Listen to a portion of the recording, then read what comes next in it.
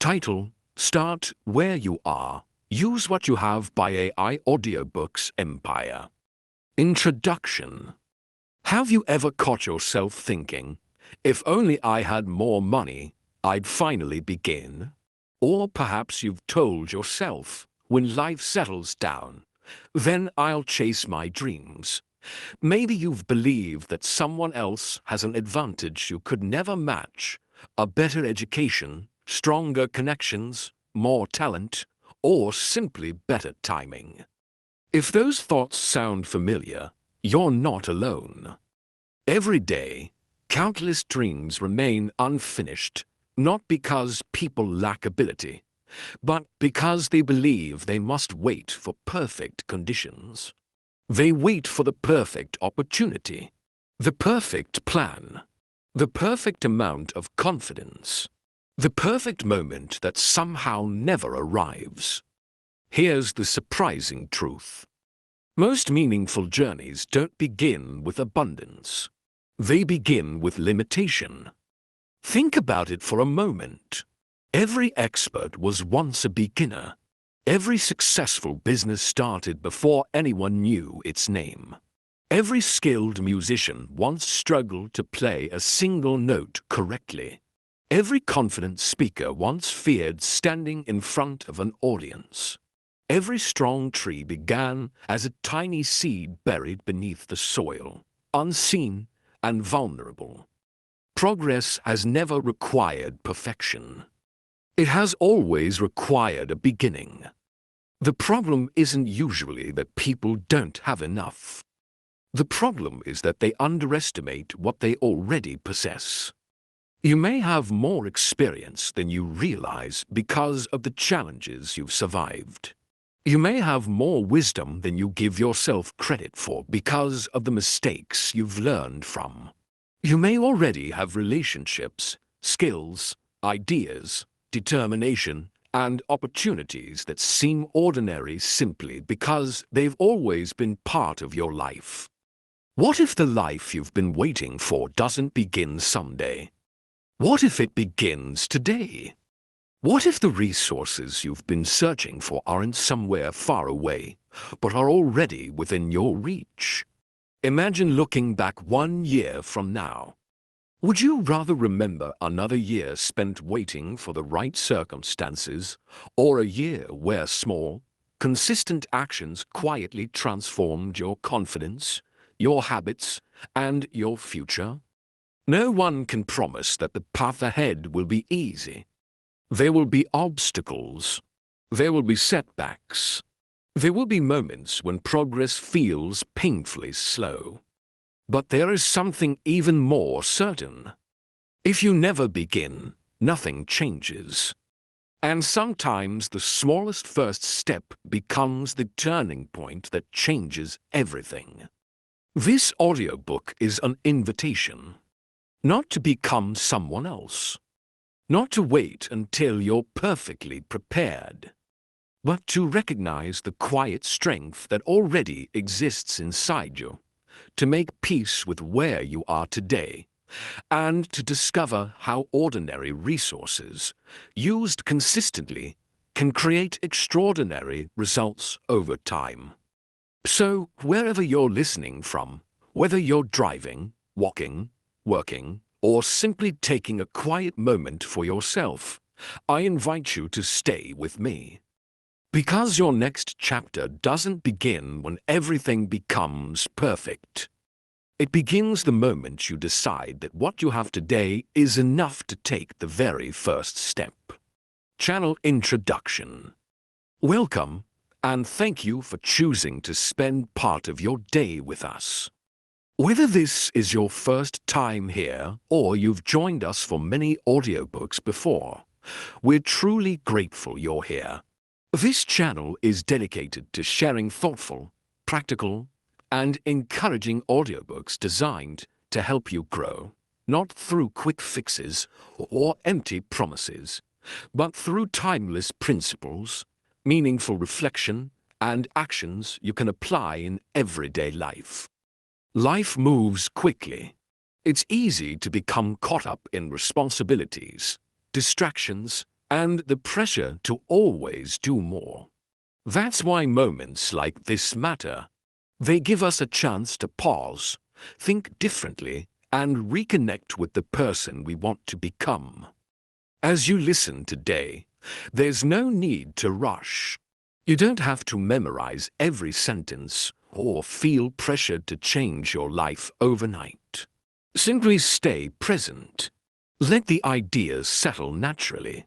Take what resonates with you, reflect on it, and allow it to shape the choices you make long after this audiobook ends. Growth rarely happens in one dramatic moment. More often, it unfolds through small decisions made consistently over time. If even one idea from today's journey inspires you to take a meaningful step forward, then our time together will have been well spent. Now, let's begin today's audiobook. Audiobook Introduction. Start where you are. Use what you have. At first glance, this title sounds simple, almost too simple. Yet hidden within these 7 words is a principle that has quietly shaped countless stories of personal growth, creative achievement, and lasting success. Many people spend years believing they are one missing piece away from finally beginning. They convince themselves they need more money before starting a business, more confidence before applying for a better job, more knowledge before learning a new skill, more time before pursuing a meaningful goal. Waiting feels responsible. It feels practical. But over time, waiting can become a habit. And habits have a way of shaping our lives more than our intentions do. The truth is, very few people begin with everything they wish they had. Most people start with uncertainty, limited resources, imperfect plans, and plenty of questions. The difference is not that they possess extraordinary advantages. The difference is that they choose to move forward anyway. Throughout this audiobook, we'll explore what it truly means to begin from where you are instead of where you wish you were. We'll discover how your current experiences, even the difficult ones, can become valuable assets. We'll learn why small, consistent actions often outperform dramatic bursts of motivation, and how resourcefulness can accomplish far more than waiting for ideal circumstances. We'll also examine the stories we tell ourselves about our limitations. Sometimes the greatest obstacle isn't a lack of opportunity, but the belief that we aren't ready. Together, we'll challenge those beliefs and replace them with practical ways of thinking that encourage steady progress. This isn't about pretending life is easy or ignoring genuine challenges. Difficult circumstances are real, and everyone faces them in different forms. Instead, this audiobook is about learning to work with reality rather than waiting for reality to become perfect. As we move through each chapter, you'll find practical examples, relatable stories, moments for reflection, and simple actions you can take immediately. None of them require extraordinary talent. None of them depend on perfect timing. They simply require a willingness to begin. By the end of this journey, my hope is that you'll look at your life differently, not because your circumstances have magically changed, but because you'll recognize possibilities that may have been there all along. So take a comfortable breath, settle in, and leave behind, for a little while, the idea that you must have everything figured out before taking your next step. Your journey doesn't begin someday. It begins exactly where you are. And with that, let's turn to our first chapter. Chapter 1. The Power of Beginning Before You Feel Ready. Introduction. Have you ever noticed how the hardest part of almost any journey is simply getting started? Not finishing, not succeeding, not becoming great, just beginning. For many of us, the starting line feels more intimidating than the road itself. We imagine everything that could go wrong. We worry about making mistakes, looking inexperienced, or discovering that we're not as capable as we hoped. So we wait. We wait until we have more confidence. We wait until we know a little more. We wait until life becomes less busy. We wait until the timing feels perfect. But here's something worth considering. What if confidence isn't something you need before you begin? What if confidence is something you earn because you begin? In this chapter, we're going to explore why waiting for readiness often keeps us stuck, how progress creates confidence, and why the smallest first step is often the most important one you'll ever take.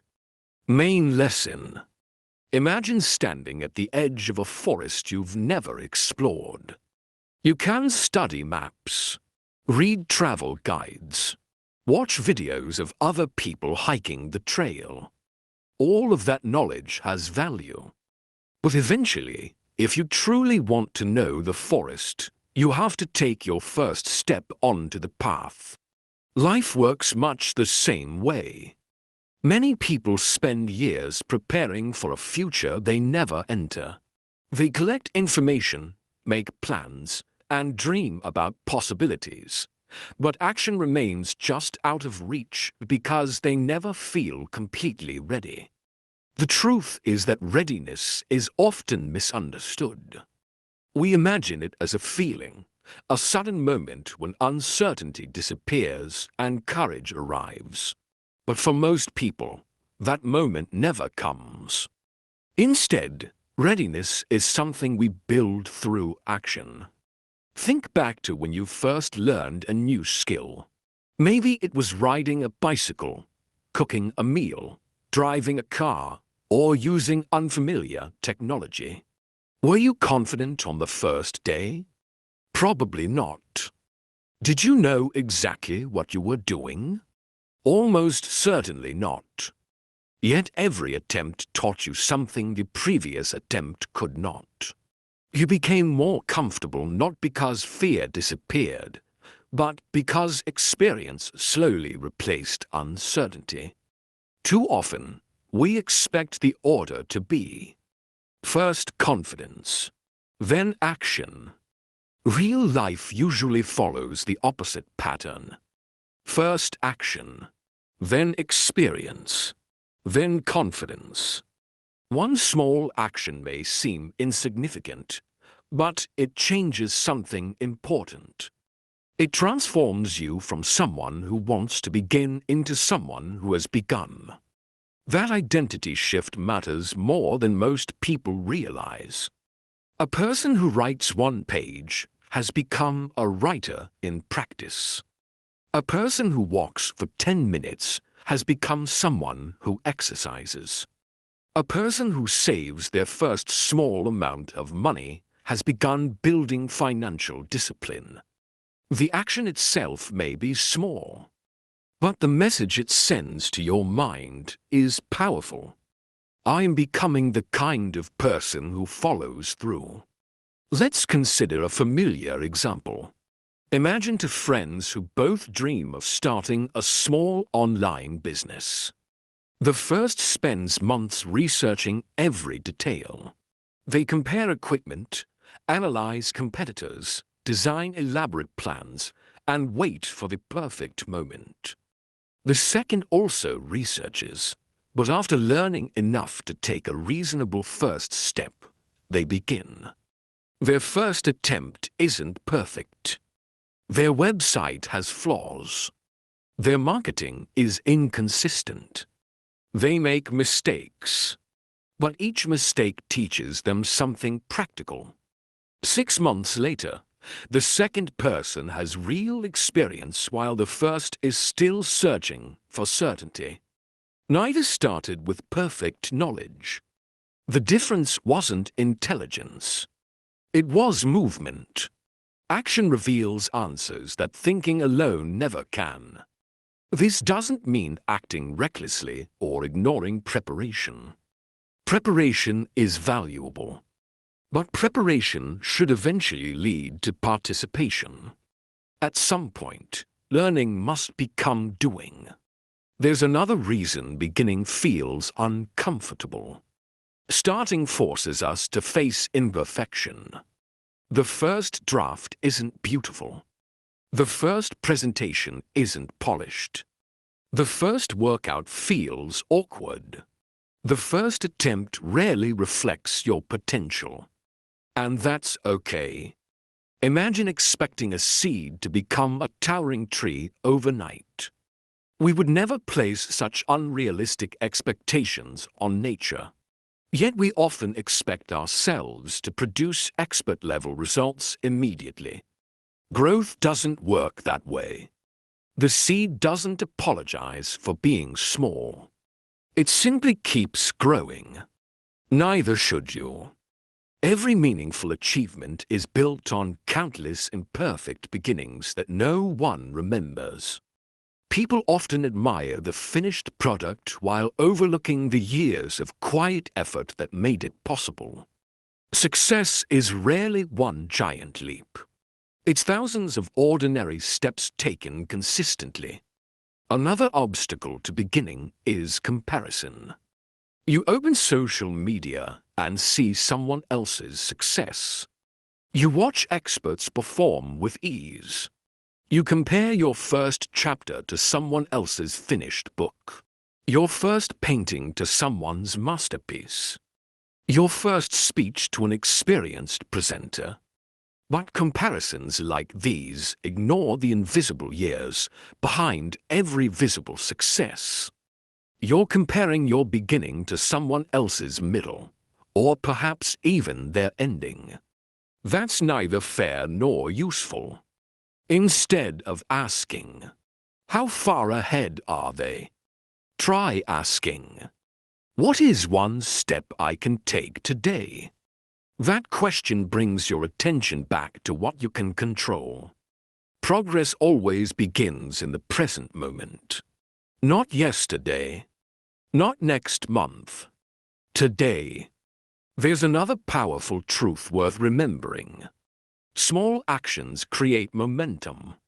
Imagine pushing a large, heavy cart. The first push requires tremendous effort. It barely moves. But once it's rolling, each step becomes easier. Motivation often behaves the same way. Many people believe motivation creates action. Often, action creates motivation. You don't always feel inspired before you begin. Sometimes inspiration appears because you started. One completed task encourages another. One conversation leads to another opportunity. One healthy choice makes the next healthy choice feel more natural. Momentum grows quietly. And over time, what once felt difficult becomes part of who you are. Finally, remember this. No beginning is ever wasted. Even if your first attempt doesn't lead exactly where you expected, it teaches lessons that standing still never could. Every step gives you information. Every experience sharpens your judgment. Every effort develops resilience. Nothing meaningful grows without first beginning. Reflection. Before moving on, take a quiet moment to reflect. Ask yourself, what dream, goal, or project have I been postponing because I don't feel ready? What am I hoping will change before I finally begin? If nothing about my circumstances changed over the next month, what small action could I still take today? Am I waiting for confidence when confidence may actually be waiting for me to act? These questions don't require immediate answers. Simply allow them to stay with you as you continue listening. Sometimes the right question changes us long before the answer arrives. Action step. Today's challenge is intentionally simple. Choose one goal you've been delaying. Now identify the smallest possible action you can complete within the next 24 hours. Not next week. Not when life becomes less busy. Today. If you want to write a book, write one paragraph. If you want to exercise, take a 10-minute walk. If you want to learn a language, spend 15 minutes practicing. If you want to improve your finances, review your monthly expenses. When you've completed that one small action, pause for a moment and acknowledge it. Don't dismiss it because it seems small. Celebrate the fact that you've moved from intention to action. That's how lasting change begins. Key takeaways. Confidence is usually built through action, not before it. Small beginnings often lead to significant long-term results. Comparing your starting point to someone else's success only slows your progress. Consistent action creates momentum that makes future steps easier. Beginning imperfectly is always more powerful than waiting perfectly. Inspirational closing. Your future won't remember the day you finally felt ready. It will remember the day you decided that being willing to begin was enough. Now that you've discovered why beginning matters more than waiting, another question naturally follows. If you're going to start where you are, how do you stop focusing on what you lack and begin recognizing the value of what you already possess? In the next chapter, we'll explore one of the greatest hidden advantages in personal growth, learning to see your current resources not as limitations, but as the foundation for everything you're about to build. Chapter 2. Seeing opportunity in what you already have. Introduction. Have you ever looked at someone else's success and thought, of course they succeeded, they had opportunities I never had? It's an understandable thought. We naturally notice what others possess: more experience, more money, better equipment, stronger connections, or more free time. What we often overlook is that every person, including us, is looking at life through an incomplete picture. When we focus only on what we lack, we become blind to what we already have. And that's unfortunate, because many of the resources that shape our future aren't obvious. They don't always appear as money in a bank account or credentials on a resume. Sometimes they're hidden in our experiences, relationships, values, curiosity, resilience, or willingness to keep learning. This chapter is about changing the way you see your own life, not by pretending your challenges don't exist, but by recognizing that even in imperfect circumstances, there are opportunities waiting to be noticed. Once you learn to identify and use what you already have, you'll stop asking, "Why don't I have enough?" and start asking a far more powerful question. How can I make the most of what is already in my hands? That single shift in perspective can change the direction of your life. Main lesson. Imagine two gardeners standing in separate fields. The first spends every day complaining that the soil isn't rich enough. They compare their land to larger farms with better equipment and ideal weather. Because they believe their conditions are unfair, they never plant a single seed. The second gardener notices the same rocky ground but begins clearing small areas, one stone at a time. They improve the soil gradually, plant what they can, and learn through each growing season. Years later, one field remains empty. The other is full of life. The difference wasn't perfect conditions. It was the decision to work with what was available. Life often presents us with the same choice. Many people become so focused on missing resources that they overlook the resources already within reach. Think about your own life. Perhaps you've developed patience by caring for your family. Maybe you've learned problem solving by working through difficult jobs.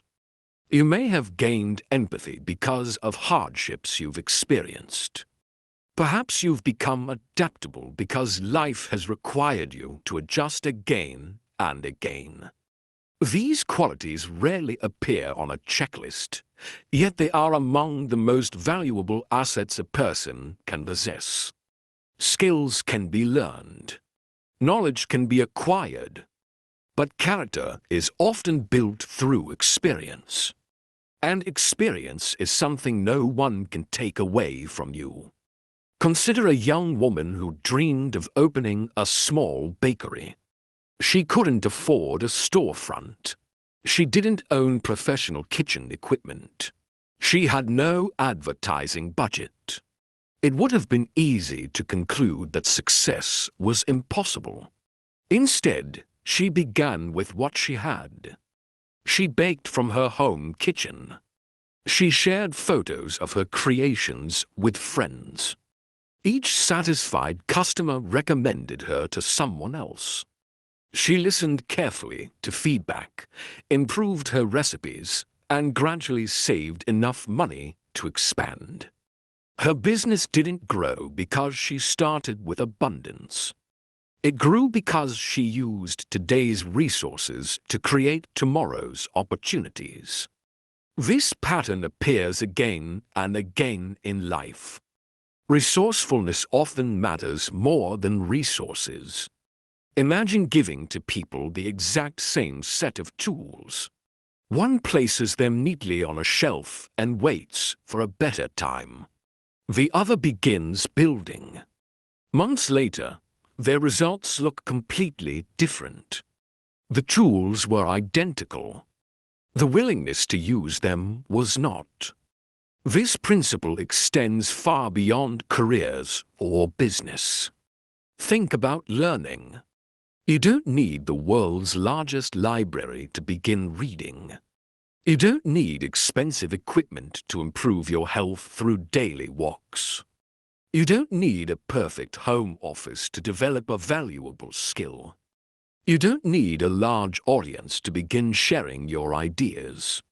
Waiting until every resource is available often delays the very progress that would help you gain those resources in the first place. There's another hidden resource many people underestimate: the people around them. Sometimes we assume success is a lonely journey, but growth often happens through conversations, encouragement, collaboration, and shared experiences. Perhaps someone has already solved a problem you're facing.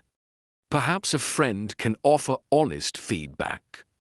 Perhaps a coworker can teach you a new skill. Perhaps your family can provide encouragement when your confidence begins to fade. No one succeeds entirely alone. The ability to ask thoughtful questions, listen carefully, and learn from others is itself a valuable resource. Another overlooked asset is your past. Many people carry painful memories and see them only as burdens. Certainly, difficult experiences can leave lasting scars, but they can also leave lasting wisdom. Someone who has experienced failure often develops resilience. Someone who has overcome financial hardship may become wise with money. Someone who has rebuilt after disappointment understands perseverance in a way that no textbook can teach. The goal isn't to glorify suffering. The goal is to recognize that even painful chapters can produce strengths that become valuable later in life.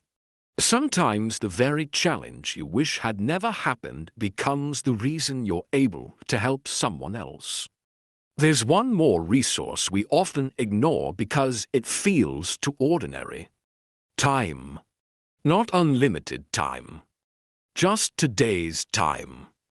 Many people speak as though meaningful progress requires huge blocks of free time. In reality, remarkable achievements are often built in small moments. 15 minutes spent reading each day adds up over a year. A short daily walk strengthens the body over time. Writing one page a day eventually becomes a manuscript. Practicing a skill for 30 minutes each evening transforms ability more than occasional bursts of enthusiasm ever could. Time is like water flowing through your hands. You can't hold on to yesterday's hours.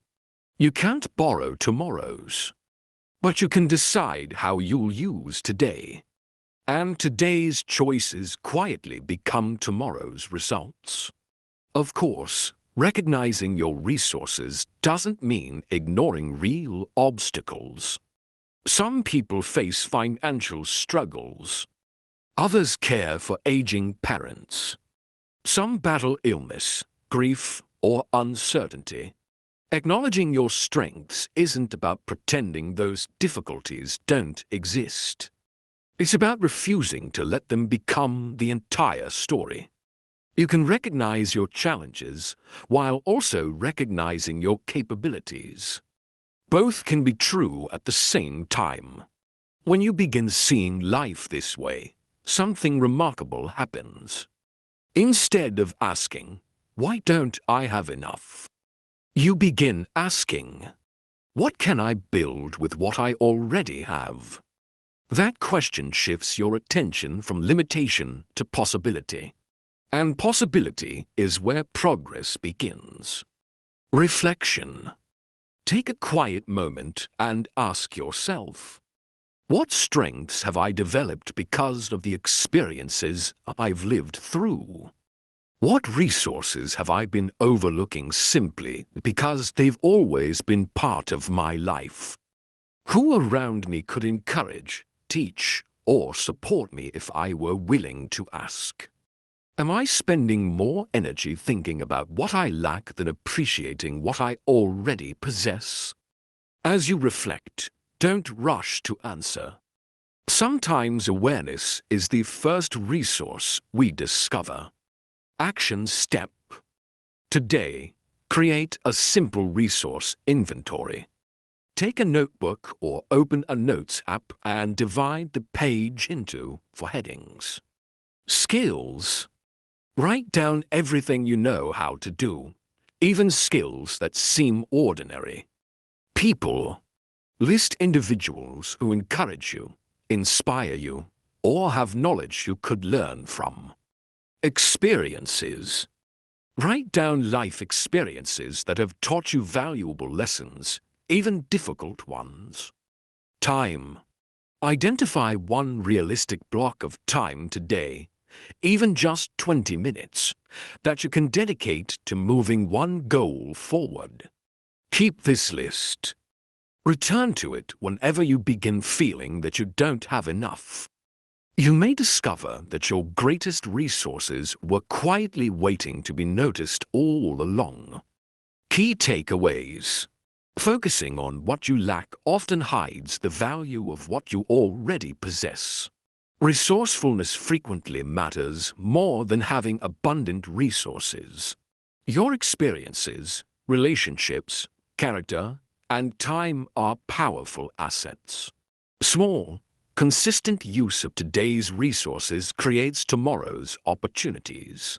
Progress begins when you ask, what can I build with what I have? Inspirational closing. The future isn't built only by those who are given the most. More often, it's built by those who faithfully use what they already hold in their hands. Now that you've learned to recognize the value of your current resources, there's another obstacle we need to address. Even when people know they have enough to begin, many remain stuck because of the stories they tell themselves. In the next chapter, we'll uncover the invisible beliefs that quietly hold us back and discover how changing the conversation in our own minds can unlock possibilities that have been there all along. Chapter 3: The Story You Keep Telling Yourself. Introduction. Everson carries to stories. The first is the story of what has happened to them. The second is the story they tell themselves about what those experiences mean. The first story is made up of facts. The second story is made up of interpretation. Two people can lose the same job. One sees it as proof that they have failed. The other sees it as an opportunity to discover a better path. Two students can receive the same disappointing grade. One concludes, "I'm just not smart enough." The other thinks, "I need a different way to learn." The event is the same. The story is different. And more often than we realize, it is the story, not the event itself, that shapes what happens next. In the previous chapter, we learned to recognize the resources we already possess. But even when we have valuable skills, supportive people, and meaningful opportunities around us, those resources remain unused if our inner dialogue convinces us that they don't matter. This chapter is about becoming aware of the quiet voice inside your mind, the one that speaks when no one else is listening. Because the conversations you have with yourself influence your decisions every single day. When you change your inner story, you don't erase your past. You change the direction of your future. Main lesson. Imagine wearing a pair of glasses with a tiny scratch on one lens. At first, you might not notice it, but over time, everything you look at appears slightly distorted. You begin believing the problem is with the world around you, when in reality, the distortion is coming from the lens through which you're viewing it. Our beliefs work in much the same way. Many of the thoughts we accept as facts are actually conclusions we've repeated so often that they've begun to feel permanent. Perhaps you've caught yourself saying things like, "I'm not creative. I've always been bad with money. I'm too old to start over. I'm too young to be taken seriously. People like me don't succeed. I never finish what I start." These statements may feel true because you've repeated them many times. But ask yourself this question. Are they facts? Or are they stories? A fact is something that can be observed. A story is the meaning we attach to that fact. For example, you may have failed an exam. That's a fact. Telling yourself, "I'll never be successful," is a story. You may have made mistakes in a relationship. That's a fact. Believing, "I'm impossible to love," is a story. You may have struggled financially. That's a fact. Concluding, "I'll always be poor," is a story. The distinction matters because facts can inform us, while limiting stories can imprison us. Let's consider a simple example. Imagine a child learning to ride a bicycle. They fall. Their knee gets scraped. Now imagine two different responses. The first child says, "I fell because I'm terrible at this. I'll never learn." The second says, "I fell because everyone falls while learning." Both experience the same event. Only one continues practicing. Adults often make the same mistake. We interpret temporary struggles as permanent identity. One difficult presentation becomes, I'm a terrible speaker. One rejected application becomes, no one will ever hire me. One business setback becomes, I'm not meant to be an entrepreneur. Notice how quickly the mind moves from describing an event to defining a person. But your experiences are chapters in your life. They are not the title of your story. One of the most powerful habits you can develop is learning to question your automatic thoughts. Not every thought deserves your trust. Imagine someone knocks on your front door. You probably wouldn't invite them inside without knowing who they are. Yet many of us welcome negative thoughts without asking where they came from. A thought appears. You'll fail. We believe it. Another thought whispers. Everyone else is ahead of you. We accept it. Another insists.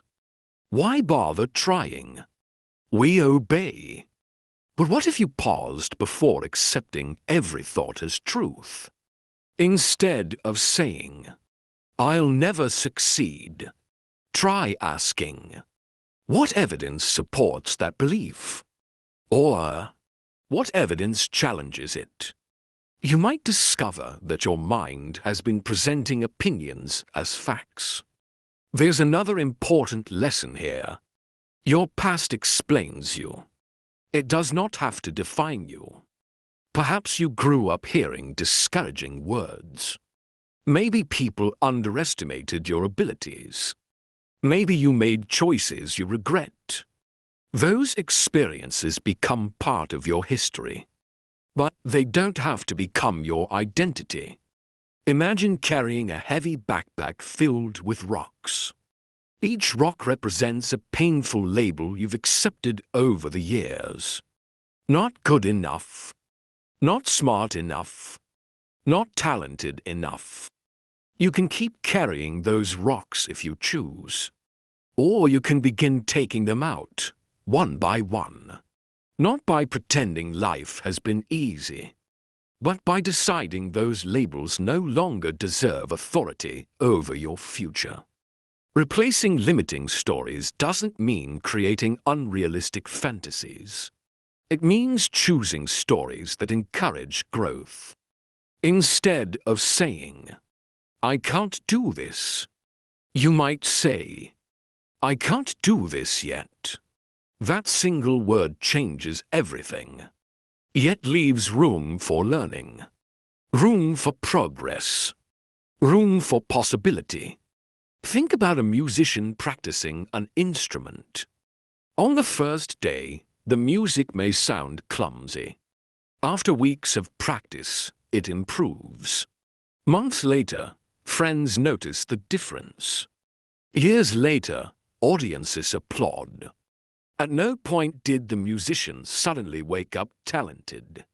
Improvement came through consistent effort. Their identity changed because their actions changed.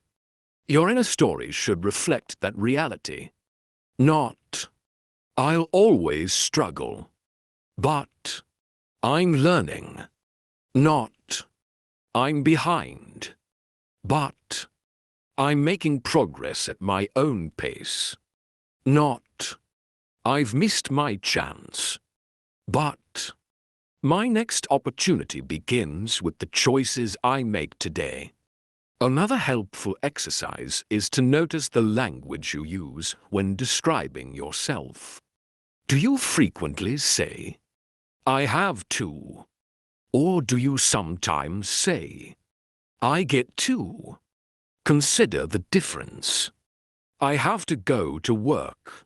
I get to earn a living. I have to exercise. I get to strengthen my body. The circumstances may remain identical, but gratitude changes the emotional experience. Language shapes attention. Attention shapes behavior. Behavior shapes your future. This doesn't mean every situation is positive. Some circumstances are genuinely difficult. But even during hardship, you still have the ability to choose how you'll interpret what happens next. That choice is one of the greatest freedoms any person possesses. Finally, remember this. The story you repeat most often becomes the direction you naturally follow. If you constantly tell yourself you're incapable, you'll hesitate before every opportunity. If you remind yourself that you're learning, growing, and improving, you'll become more willing to take healthy risks. Your life follows the patterns your mind practices. So choose those patterns carefully.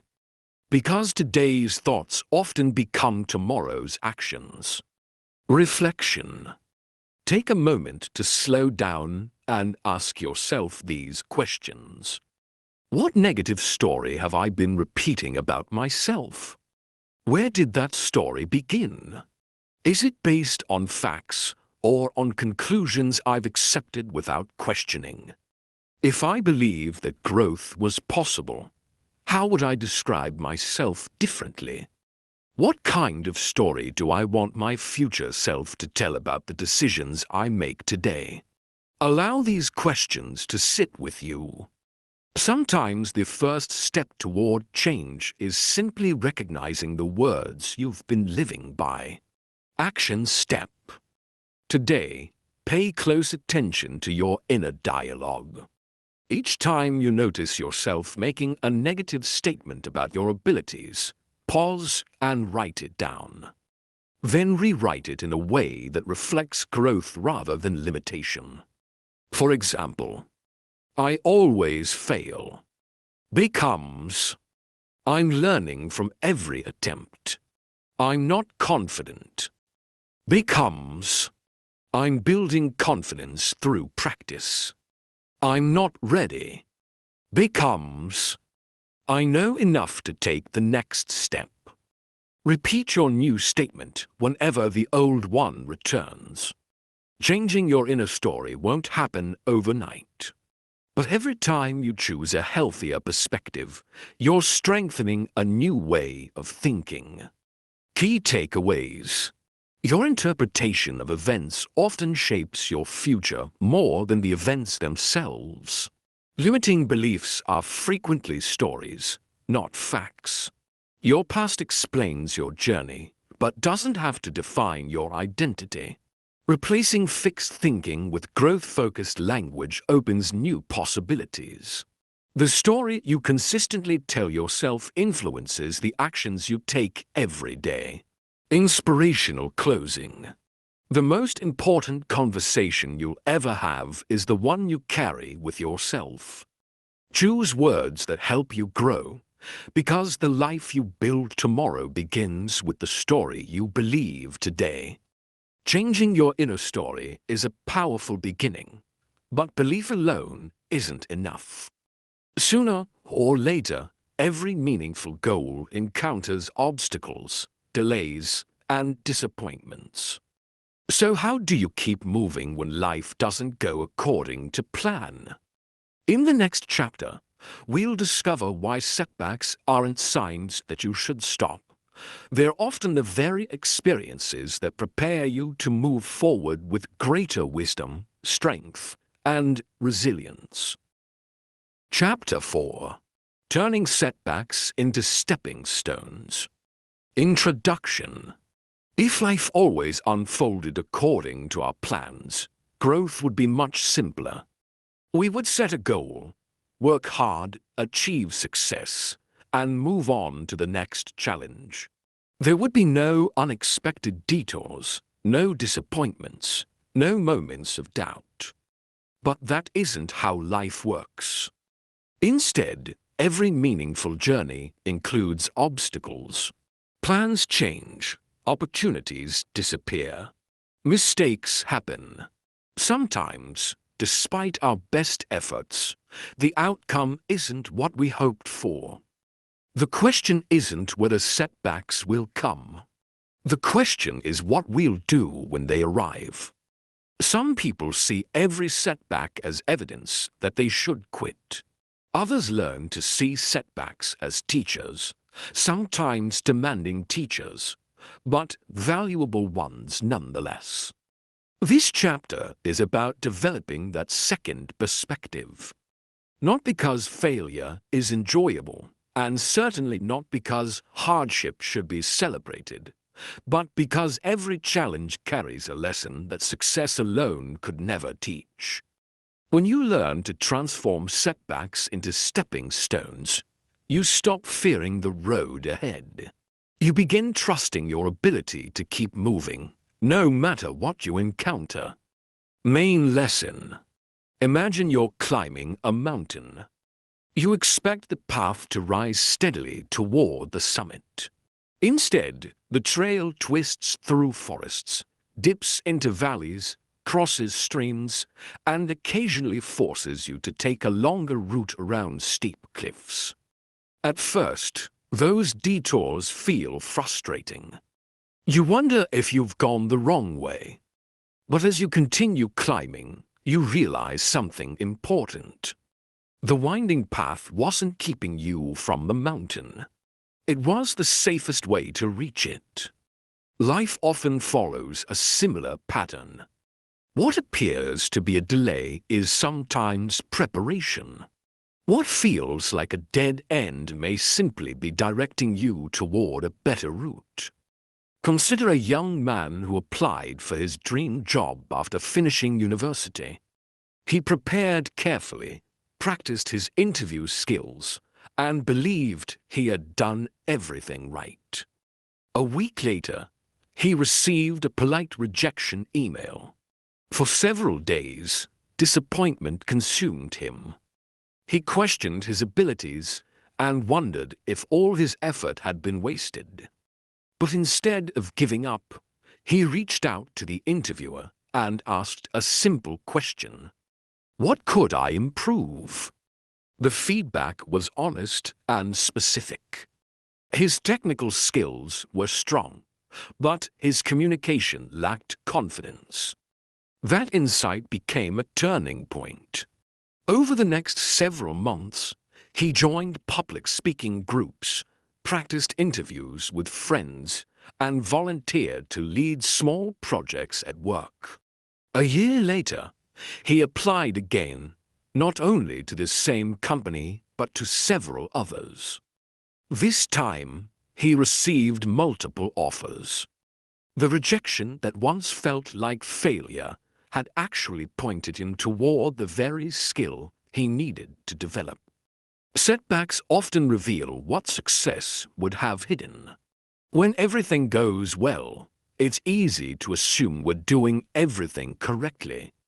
Challenges expose the weak foundations we couldn't see before. They reveal habits that need strengthening, assumptions that need questioning, and skills that need refining. Think about learning to cook.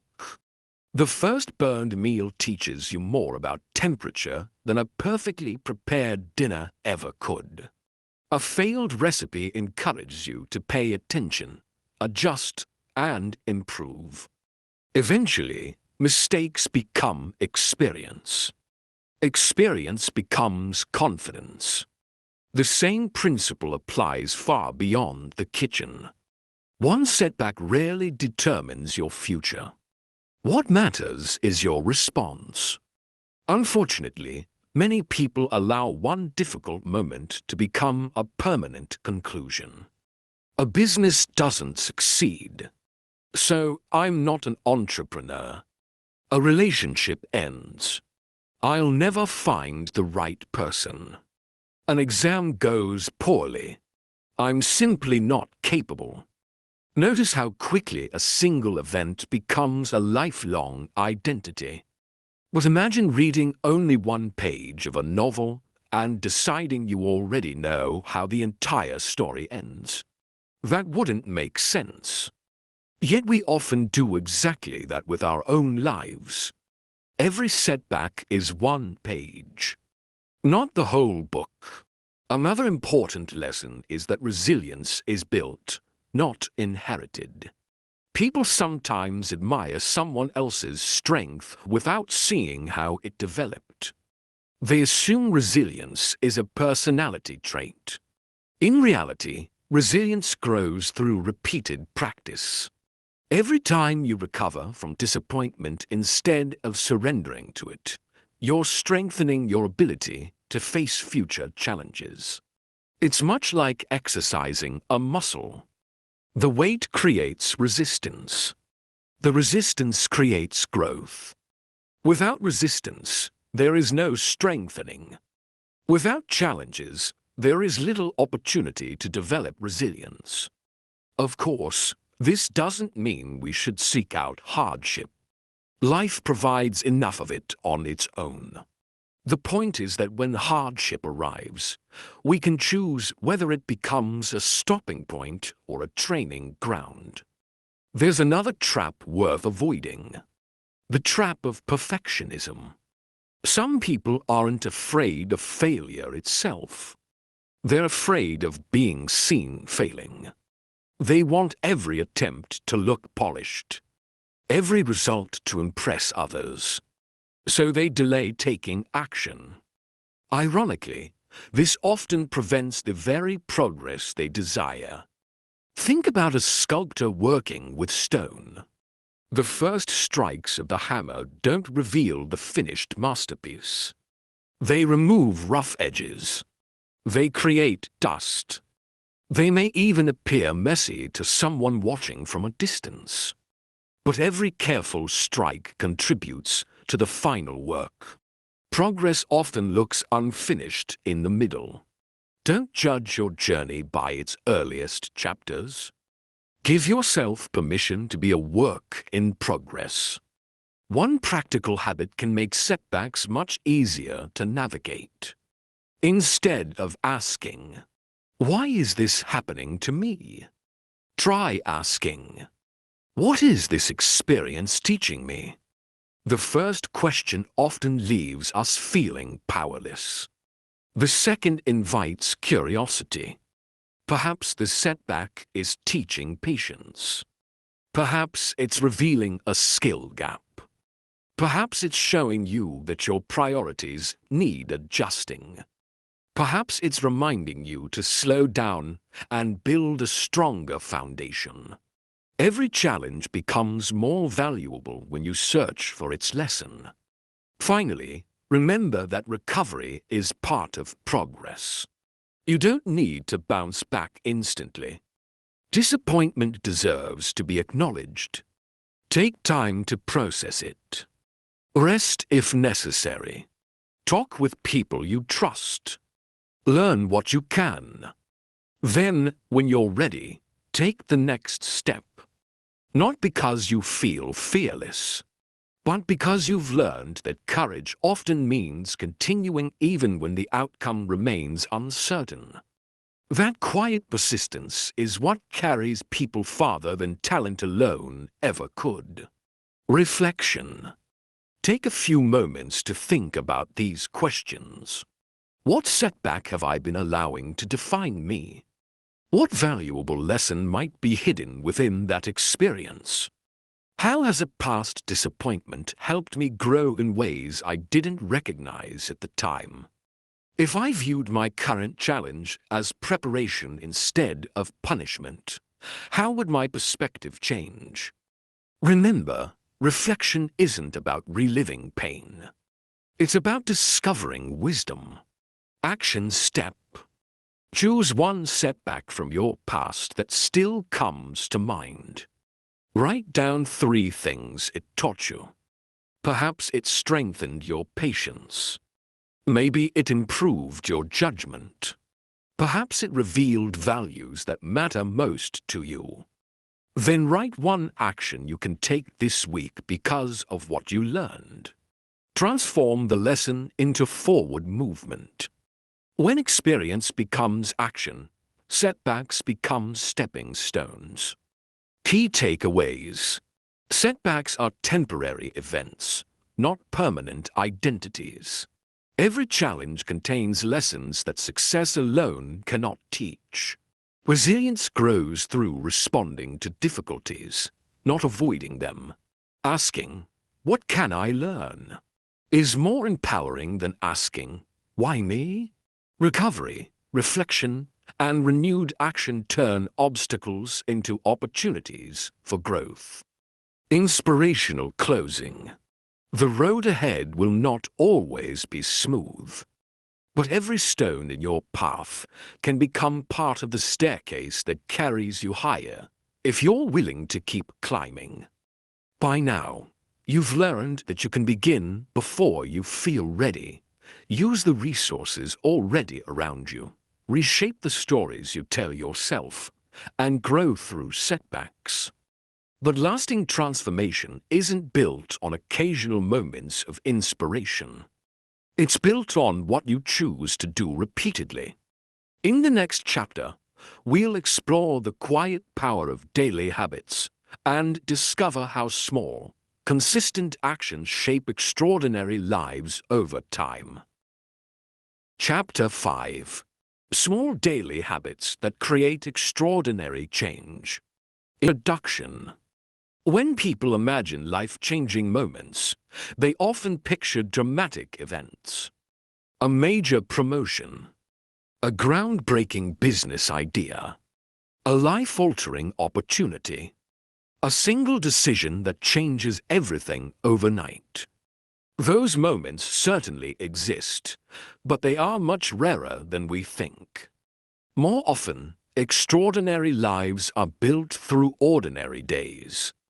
Not because every day feels exciting, but because small actions, repeated consistently, quietly reshape who we become. The challenge is that small actions rarely look important in the moment. Reading 10 pages doesn't feel life-changing. Saving a little money each week doesn't seem remarkable. Taking a 20-minute walk hardly appears capable of transforming your health. Calling a loved one, practicing a skill, or spending 15 focused minutes on a personal goal may feel almost insignificant. Yet when these actions are repeated over weeks, months, and years, they produce results that seem almost unbelievable to those who only notice the finish line. In this chapter, we'll discover why habits are more powerful than bursts of motivation, how tiny actions gain momentum over time, and how consistency can become one of the greatest advantages in your life. Main lesson. Imagine placing a single drop of water into an empty bucket. Nothing appears to happen. One drop seems meaningless. Now imagine adding another, and another, then another.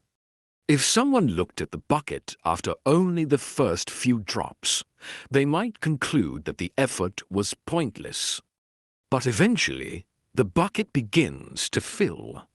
The water level rises so gradually that it's almost impossible to notice from one moment to the next. Then, one day, the bucket overflows. Success often follows the same pattern. Most progress is invisible before it becomes obvious. That's why so many people quit too early. They expect immediate results from actions whose true value lies in repetition. Think about learning a new language. One lesson won't make you fluent. One workout won't make you strong. One healthy meal won't transform your health. One day of saving won't build financial security. But what happens if those small actions continue for a year? Or 5 years? Tiny efforts begin to accumulate. Like drops filling a bucket, they eventually reach a point where the results become impossible to ignore. Unfortunately, our minds are naturally drawn to immediate rewards. We enjoy quick results. We like checking something off a list and feeling accomplished. The problem is that many of life's greatest rewards are delayed. You plant a tree today. Its shade benefits you years later. You study today. The knowledge serves you for decades. You develop healthy habits now. Your future self experiences the greatest reward. This is why consistency requires trust. You must trust that today's small effort matters, even when you cannot yet see its full effect. Consider two neighbors. One decides to walk for 20 minutes every evening. The other chooses to spend those same 20 minutes watching random videos online.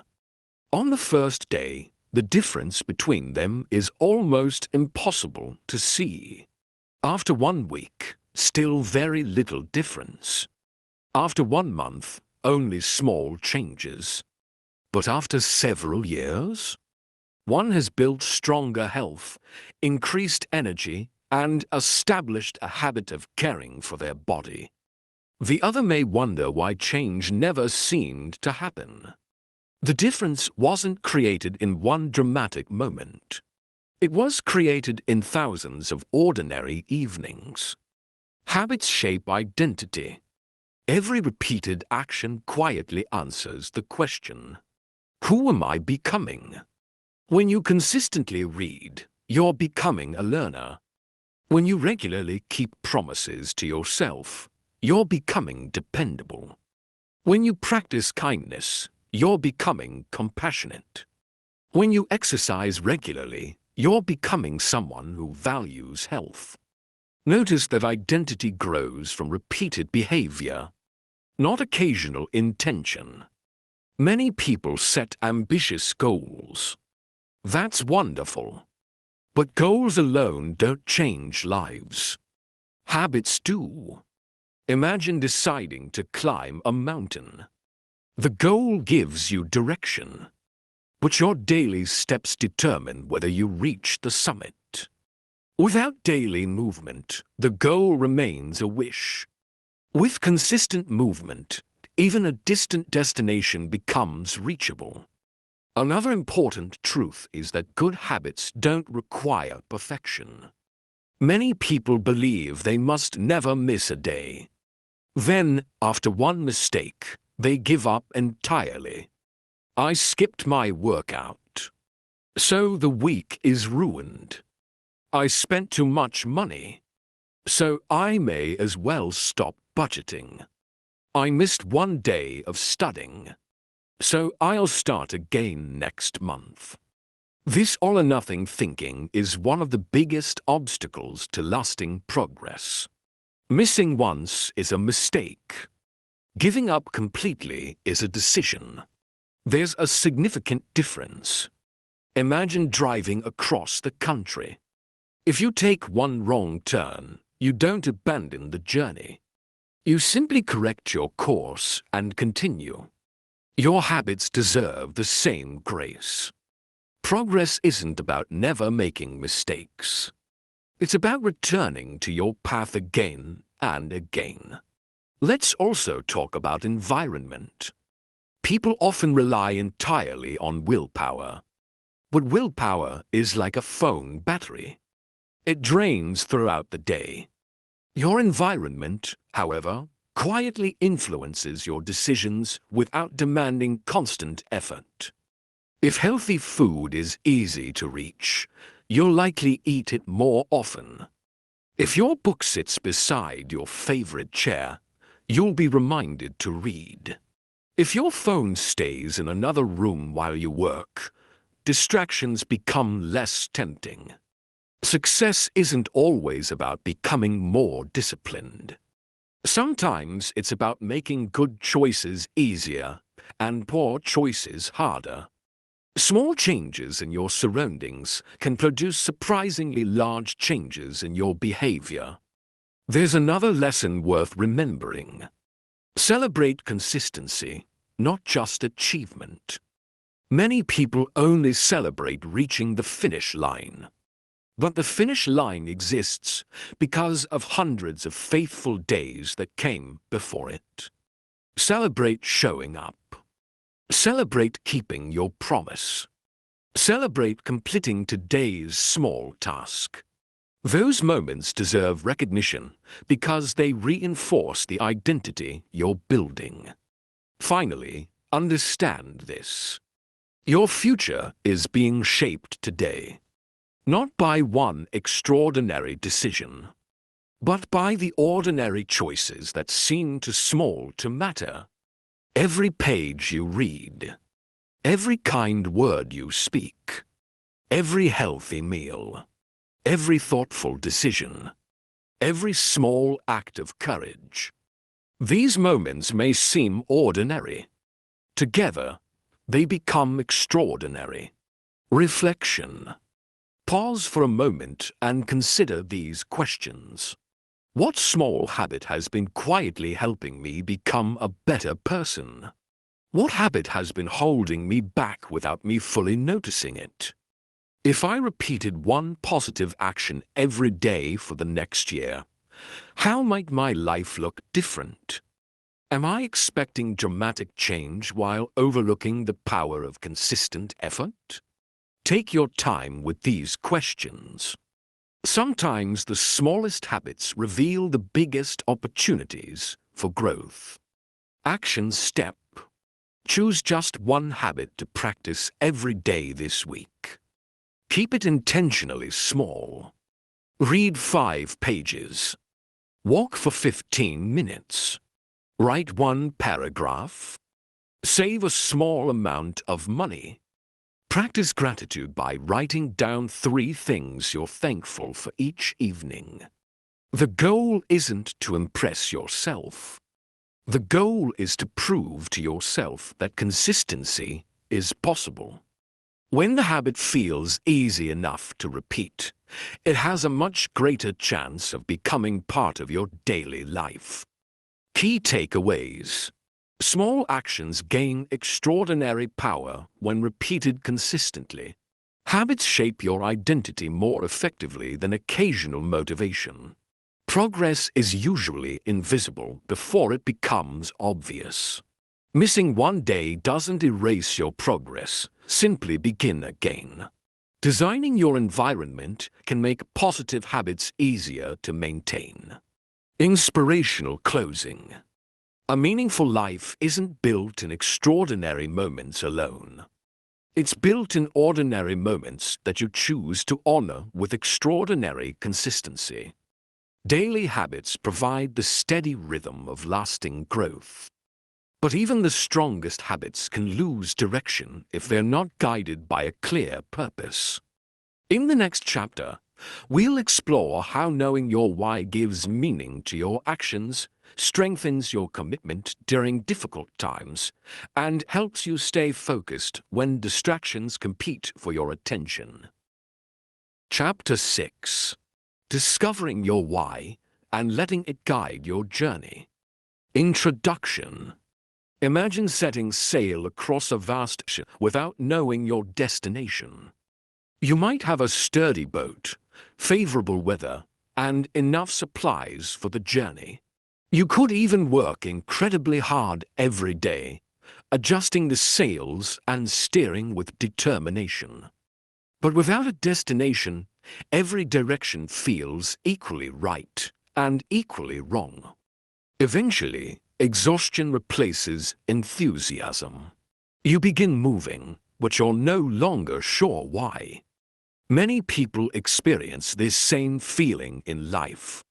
They're busy from morning until night.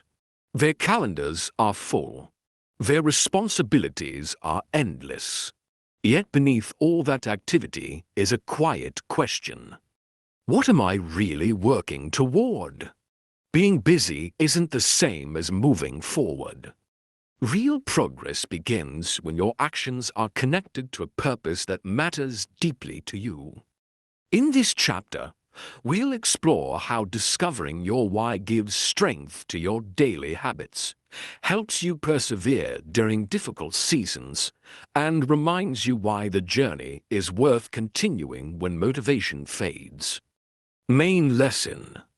Picture a builder laying bricks one after another under the hot afternoon sun. To someone passing by, it might look like repetitive work. Just another wall, just another day. Now imagine asking the builder, "What are you doing?" One builder replies, "I'm laying bricks." Another smiles and says, "I'm helping build a school where children will learn for generations." The work is identical. The meaning is completely different. Purpose transforms ordinary effort into meaningful contribution. That's the power of knowing your why. Your why is not simply a goal. Goals can be achieved and checked off a list. Purpose continues long after one goal has been reached. Perhaps your goal is to earn a promotion. Why? Maybe because you want greater financial stability. Why? Perhaps because you want your family to feel secure. That deeper reason is much more powerful than the promotion itself. When challenges arise, it's rarely the goal that keeps you moving. It's the reason behind it. Let's think about someone training for a marathon. There will be mornings when the weather is cold, the alarm clock feels unforgiving, and staying in bed sounds far more appealing than running. If the only motivation is completing a race, quitting becomes tempting. But imagine the runner is participating to honor a loved one, raise money for a meaningful cause, or prove to themselves that they can overcome years of self-doubt. Suddenly, each training session carries emotional significance. Purpose gives perseverance something to hold onto. Many people lose motivation because they've borrowed someone else's definition of success. Society often tells us what we should want. A certain salary, a larger house, a prestigious title, a particular lifestyle. None of these things are inherently wrong. But problems arise when we pursue goals that don't truly reflect our values. Imagine climbing a ladder for years, only to realize it's leaning against the wrong wall. You reached the top, but not the destination you truly wanted. That's why it's important to pause from time to time and ask, what matters most to me? Not to my neighbors, not to social media, not to people's expectations. To me. For some, purpose is found in serving others. For others, it's creating something meaningful. For some, it's becoming a dependable parent, a compassionate friend, a skilled craftsperson, or someone who leaves every place a little better than they found it. Purpose doesn't have to be grand to be significant. Sometimes the most meaningful lives are built through quiet faithfulness. A teacher who patiently encourages students. A nurse who comforts anxious families. A mechanic who takes pride in honest work. A grandparent who shares wisdom with younger generations. These acts may never make headlines. Yet they change lives every day. Never underestimate the impact of ordinary people living with extraordinary purpose. There's another important truth. Your purpose can evolve. Who you are today isn't exactly who you were 10 years ago. Your experiences have changed you. Your responsibilities have changed. Your dreams may have changed. That's perfectly natural. Purpose isn't a prison that locks you into one path forever. It's a compass that helps you navigate each season of life. Sometimes your purpose becomes clearer only after you've taken several steps forward. Think about someone who volunteers at a local community event. They didn't begin expecting a life-changing experience. But through serving others, they discover a passion they never knew existed. Action often reveals purpose. You don't always have to discover your calling before you begin moving. Sometimes movement uncovers it. Purpose also helps us make decisions. Imagine every opportunity that comes your way as another path through a forest. Without a compass, every path looks equally appealing. With a compass, choosing becomes easier. You begin asking, does this move me closer to the kind of person I want to become? If the answer is yes, continue. If the answer is no, perhaps it's time to reconsider. Purpose doesn't eliminate difficult choices. It simply gives you a clearer standard by which to evaluate them. Let's also talk about discouragement. Every meaningful journey includes moments when progress feels slow. You work hard but don't immediately see results. You wonder whether your efforts matter. During those seasons, your purpose becomes an anchor. Motivation rises and falls. Purpose remains. Motivation says, I feel like doing this today. Purpose says, this matters, whether I feel inspired or not. That's why people with a strong sense of purpose often appear remarkably consistent. It's not because every day feels easy. It's because they've connected today's effort to something larger than today's emotions. Finally, remember this. Your purpose doesn't need to impress anyone else. It simply needs to give direction to your own life. You don't have to live someone else's definition of success. You only need the courage to live according to what truly matters to you. When your actions align with your values, even ordinary days begin to feel meaningful. And a meaningful life is built one meaningful day at a time. Reflection. Take a quiet moment to reflect on these questions. Why do I want the goals I'm pursuing? If I achieved everything on my list, what deeper need would those accomplishments fulfill? What values do I want people to remember me for? What kind of impact do I hope my life has on the people around me? If fear disappeared for a day, what meaningful step would I take toward a life that reflects my true purpose? Don't rush your answers. Purpose is rarely discovered in haste. It grows through honest reflection and lived experience. Action step. Today, write a personal purpose statement. It doesn't have to be perfect. In 1 or 2 sentences, answer this question. I want to use my life to. Perhaps it's encouraging others. Building a secure future for your family. Creating meaningful work. Continuing to learn. Serving your community. Wherever you begin, keep your statement somewhere you'll see it each morning. Allow it to become a gentle reminder of why your daily actions matter. Key takeaways. Purpose gives meaning to effort and direction to your habits. Your why is often more powerful than the goal itself. Success is most fulfilling when it aligns with your personal values. Purpose can evolve as you grow and experience new seasons of life. Consistency becomes easier when your actions are connected to something meaningful. Inspirational closing. A meaningful life isn't measured only by what you accomplish.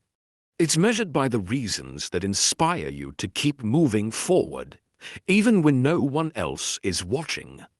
You've now completed the first half of this journey. Together, we've explored how to begin before feeling ready, recognize the value of what you already have, reshape the stories you tell yourself, grow stronger through setbacks, build powerful daily habits, and discover the purpose that gives those habits meaning. Before we continue into the next chapter, I'd like to pause for just a moment and thank you for staying on this journey with me. If you're still listening, thank you. In a world full of constant distractions, You've chosen to invest this time in your own growth. That says something important about you. It tells me that, regardless of where you are in life, you haven't given up on becoming a wiser, stronger, and more intentional person. I hope these chapters have encouraged you to look at your circumstances with fresh eyes and reminded you that meaningful change doesn't begin with perfect conditions. It begins with a willing heart and consistent action. If this audiobook has been helpful so far, I'd like to ask a small favor. Please take a moment to like this video. It may seem like a simple click, but it helps this audiobook reach people who may need these ideas just as much as you do. If you enjoy thoughtful motivational audiobooks like this one, I warmly invite you to subscribe to the channel.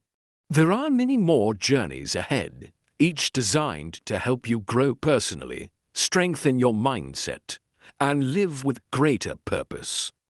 If someone came to mind while listening, a friend facing a difficult season, a family member chasing a dream, or anyone who could benefit from a little encouragement, consider sharing this audiobook with them.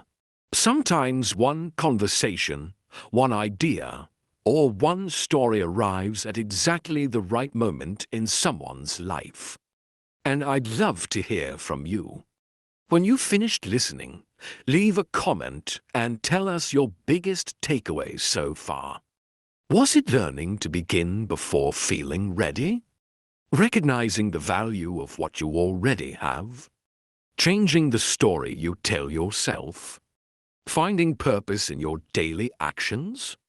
Your insight may encourage another listener who is walking a similar path. Thank you again for being here. Now, let's continue our journey together. Because while purpose gives direction, there is another quality that determines whether we continue moving forward when life becomes unpredictable. That quality is adaptability. Let's begin Chapter 7. Chapter 7. Learning to adapt without losing yourself. Introduction. Life rarely unfolds exactly as we imagine. Plans change. Careers take unexpected turns. Technology evolves. Relationships grow and shift. Opportunities appear where we least expect them, while carefully planned paths sometimes come to an unexpected end. Some people resist every change, hoping life will return to the way it once was. Others chase every new trend until they lose sight of who they are. Neither extreme leads to lasting growth. The challenge isn't simply learning to change.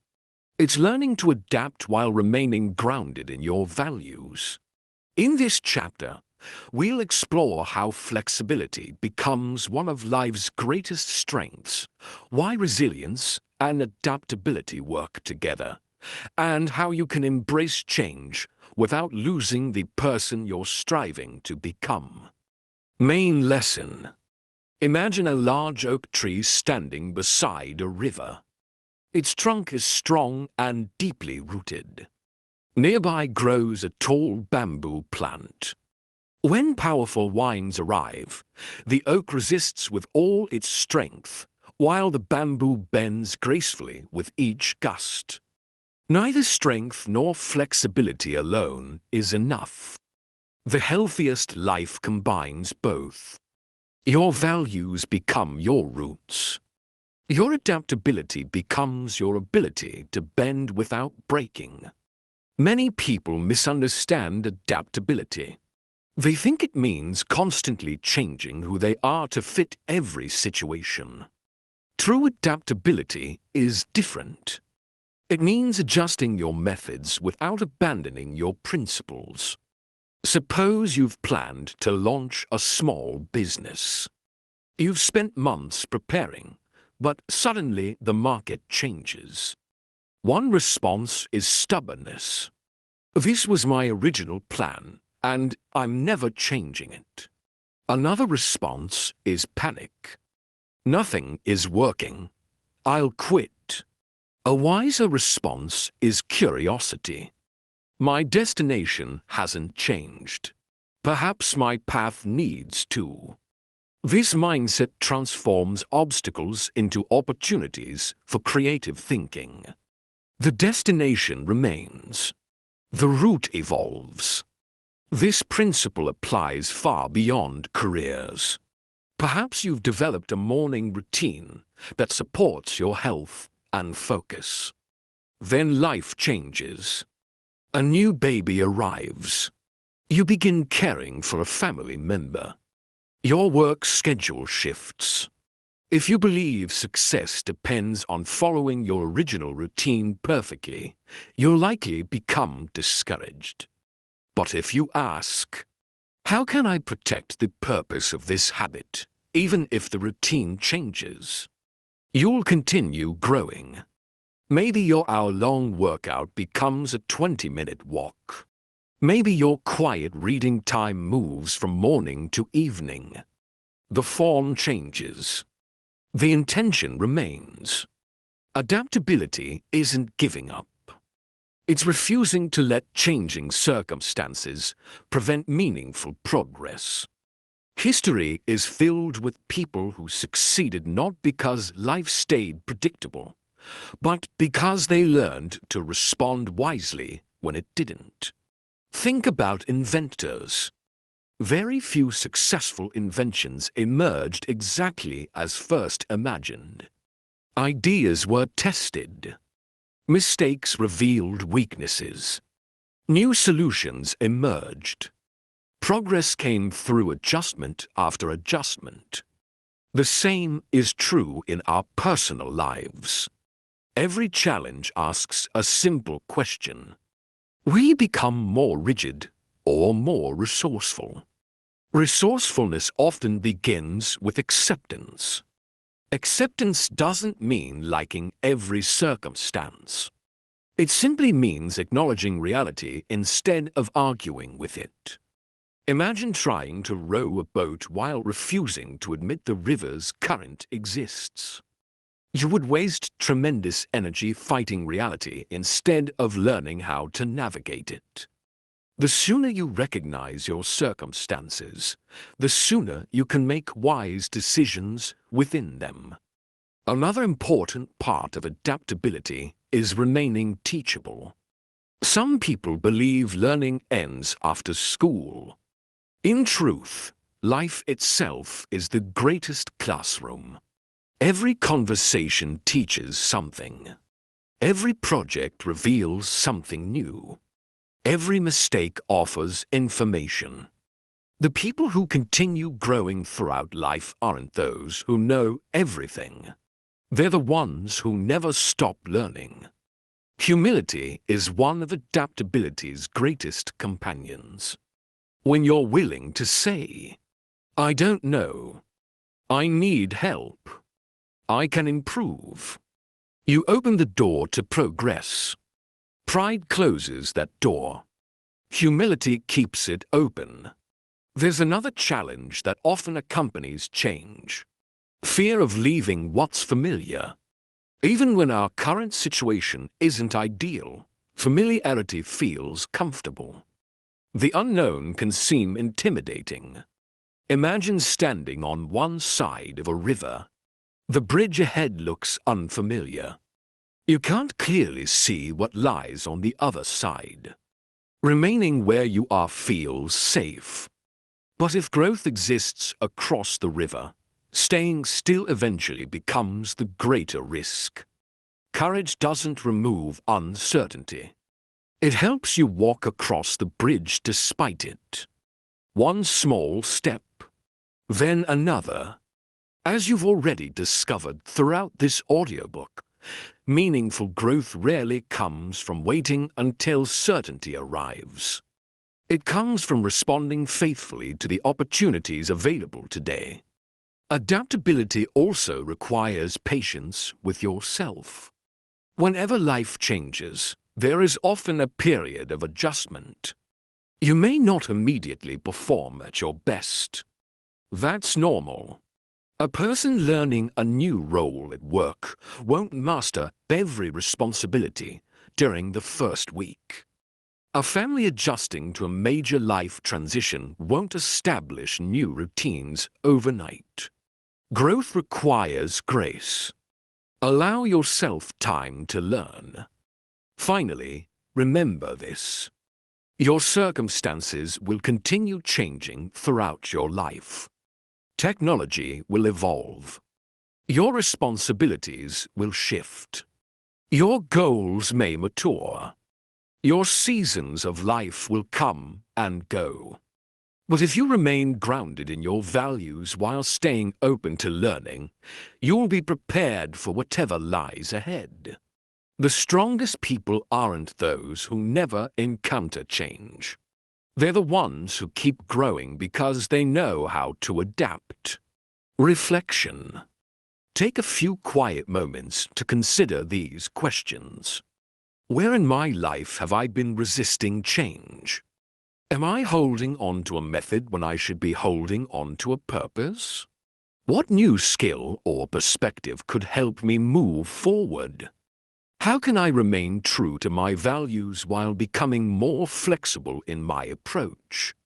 Sometimes growth begins not by trying harder, but by trying differently. Action step. Choose one challenge you're currently facing. Instead of asking, "Why is this happening?" ask, "What is one new approach I haven't considered?" Write down 3 possible solutions, even if they seem imperfect. Then commit to trying one of them this week. Remember, progress often comes from experimentation, not perfection. Key takeaways. Adaptability means changing your methods without abandoning your values. Acceptance allows you to respond wisely to reality instead of resisting it. Lifelong learning keeps you prepared for changing circumstances. Flexibility and resilience work together to sustain long-term growth. Sometimes the best way forward is not harder effort, but a different approach. Inspirational closing. The winds of change will continue to blow throughout your life. You cannot control their direction, but you can learn to adjust your sails and continue moving toward the future you wish to create. Learning to adapt prepares you for changing circumstances.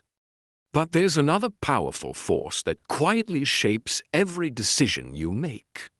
It's the people you spend your time with.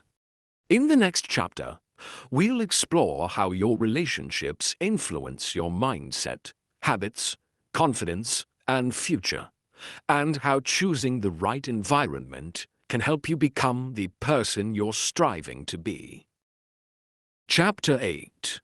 The people around you shape the person you become. Introduction. Imagine planting the same seed into different places. One seed is planted in rich, well-watered soil, where it receives sunlight, protection, and room to grow. The other is planted in dry, rocky ground, where it struggles for nutrients and is constantly exposed to harsh conditions. The seed itself hasn't changed. Its potential remains the same. What changes is the environment. People are much the same. While we are responsible for our own choices, the environment we live in, and especially the people we spend the most time with, quietly influences how we think, what we believe is possible, and the habits we develop. This doesn't mean your future is determined by those around you. It means your surroundings can either support your growth or make your journey more difficult.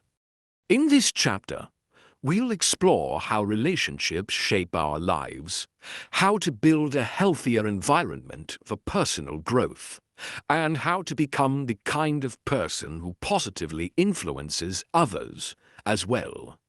Main lesson. Take a moment to think about the people you've spent the most time with over the past year. Not just your family or co-workers, but the voices you regularly listen to, the conversations you participate in, and even the content you consume every day. Now ask yourself, how do I usually feel after spending time with them? Do I feel encouraged, inspired, challenged to grow? Or do I leave feeling discouraged, exhausted, or doubtful about myself? The people around us rarely shape us through one dramatic conversation. Instead, they influence us through countless small moments. A friend's optimism can slowly become part of your own outlook. A co-worker's integrity can inspire you to raise your own standards. Likewise, constant negativity, gossip, or cynicism can gradually become normal if we're exposed to it every day. Influence is often subtle. That's what makes it so powerful. Imagine walking through a room filled with the scent of fresh coffee. At first, the aroma is noticeable. After a while, you barely recognize it because you've grown accustomed to it. The same thing happens with attitudes. We slowly become accustomed to the emotional atmosphere around us. That's why it's important to choose your environment intentionally whenever you can. Of course, this doesn't mean surrounding yourself only with people who agree with you. Healthy relationships include honesty. Sometimes the people who care about us most are willing to challenge us when we're making poor decisions. There's a difference between criticism that tears you down and feedback that helps you grow. A true friend doesn't simply tell you what you want to hear. They care enough to tell you what you need to hear, with kindness and respect. Growth requires both encouragement and accountability. Let's think about a young employee starting a new job. In one workplace, experienced colleagues willingly answer questions, share knowledge, and celebrate each other's progress. In another workplace, people compete constantly, hide information, and criticize every mistake. The same employee could develop very differently depending on which environment they enter. Again, the person hasn't changed. The environment has. Now consider your own environment.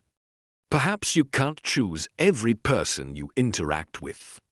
Most of us have responsibilities that place us alongside difficult personalities from time to time. But even within those limitations, you still have choices. You can choose whose advice you trust. You can choose what conversations you participate in. You can choose the books you read, the podcasts you listen to, and the messages you allow to shape your thinking. In today's world, your environment extends far beyond physical spaces. Every article, video, social media account, or online community you engage with becomes part of your mental environment. If your daily input constantly tells you that you'll never be enough, it's no surprise that confidence begins to fade. If instead you regularly expose yourself to thoughtful ideas, practical wisdom, and encouraging voices, your mindset gradually becomes healthier. Your mind grows in the direction of what you repeatedly feed it. There's another side to this lesson. Ask yourself not only, who is influencing me, but also, who am I influencing? Every interaction leaves an impression. A smile offered to someone having a difficult day. Patiently listening when someone needs to talk. Keeping your word. Encouraging a co-worker. Expressing gratitude. These actions may seem small, but they create an environment where trust and hope can grow. You don't have to lead thousands of people to make a meaningful impact. Sometimes changing one person's day is enough.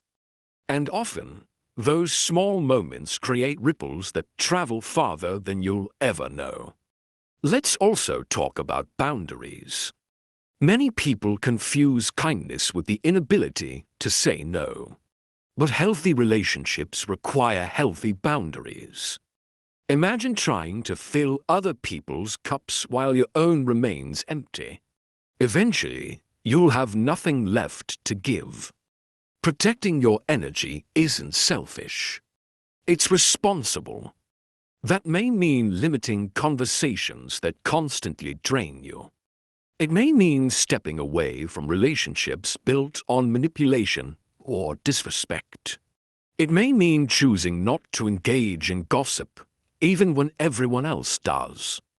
Boundaries are not walls designed to keep people out. They're fences that protect what matters most. They allow healthy relationships to flourish while reducing the influence of unhealthy patterns. One more thought. Never underestimate the value of finding people who are a few steps ahead of you. Not because you should compare yourself to them, but because they can offer perspective you've not yet gained. A mentor, a trusted colleague, an experienced friend, someone who has walked a similar road. Learning from others doesn't diminish your independence. It accelerates your growth. At the same time, remember that someone else may be looking to you for guidance. As you continue growing, be generous with your knowledge. Share what you've learned. Encourage those who are just beginning. The strongest communities are built when people help one another move forward. Finally, remember this. You become more like the environment you consistently choose. Choose relationships that inspire honesty. Choose conversations that encourage growth. Choose influences that remind you of your values. And strive to become that kind of influence for others. Because personal growth is never only about improving yourself. It's also about making the lives of those around you a little brighter because you were there. Reflection. Take a quiet moment to think about these questions. Who consistently brings out the best in me?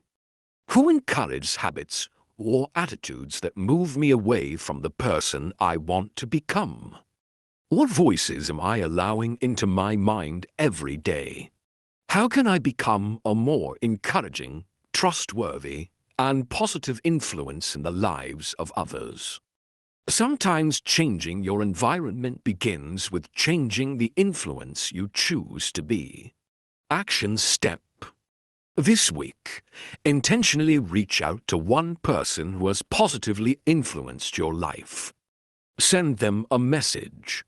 Thank them for something specific they've taught you or for the encouragement they've given you. Then, choose one person you can encourage in return.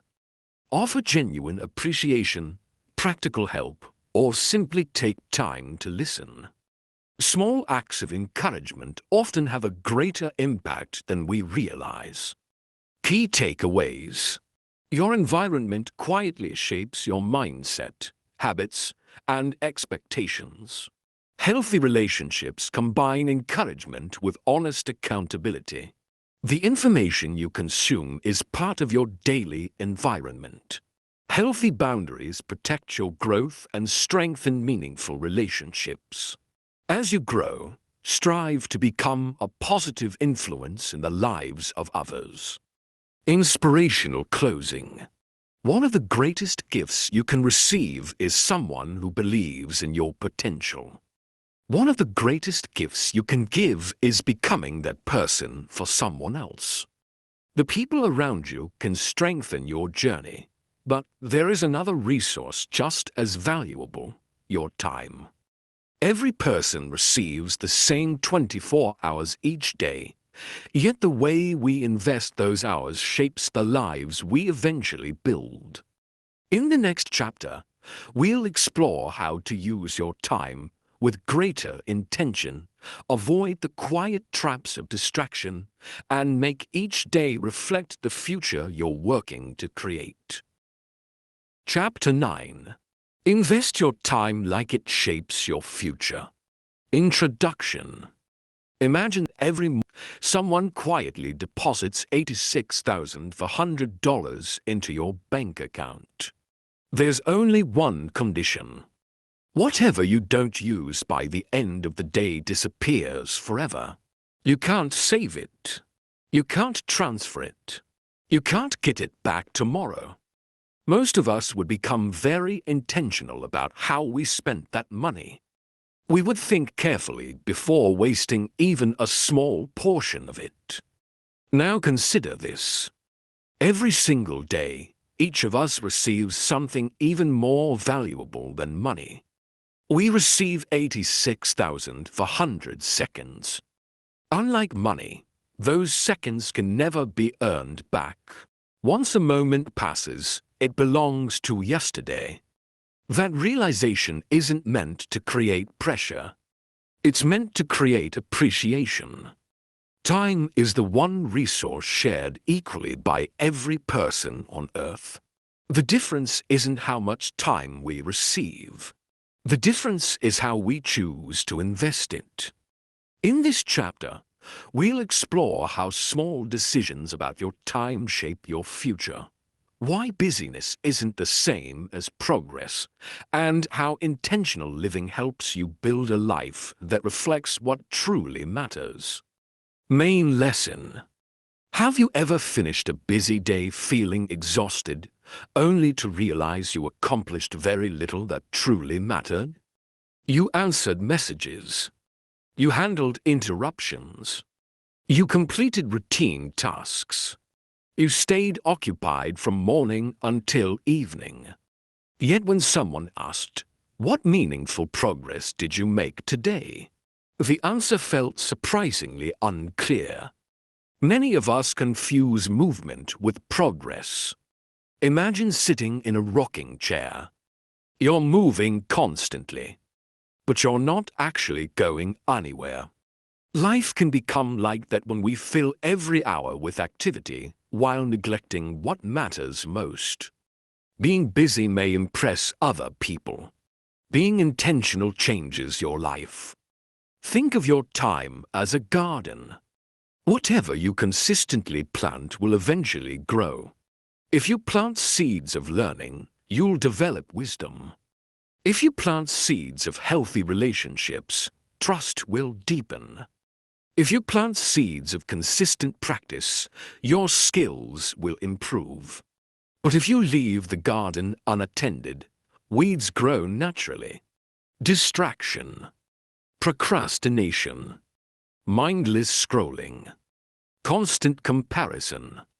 These habits rarely announce themselves as dangerous. Instead, they quietly consume the space where meaningful growth could have taken place. One of the greatest challenges of modern life isn't a lack of opportunity. It's an abundance of distraction. Every notification asks for your attention. Every headline competes for your focus. Every device offers endless entertainment. None of these things are necessarily harmful on their own. The question is whether they serve your priorities or replace them. Imagine trying to read an important book while someone interrupts you every 2 minutes. You would struggle to understand even simple ideas. Yet many people experience this kind of interruption every day without realizing how much it affects their ability to think deeply.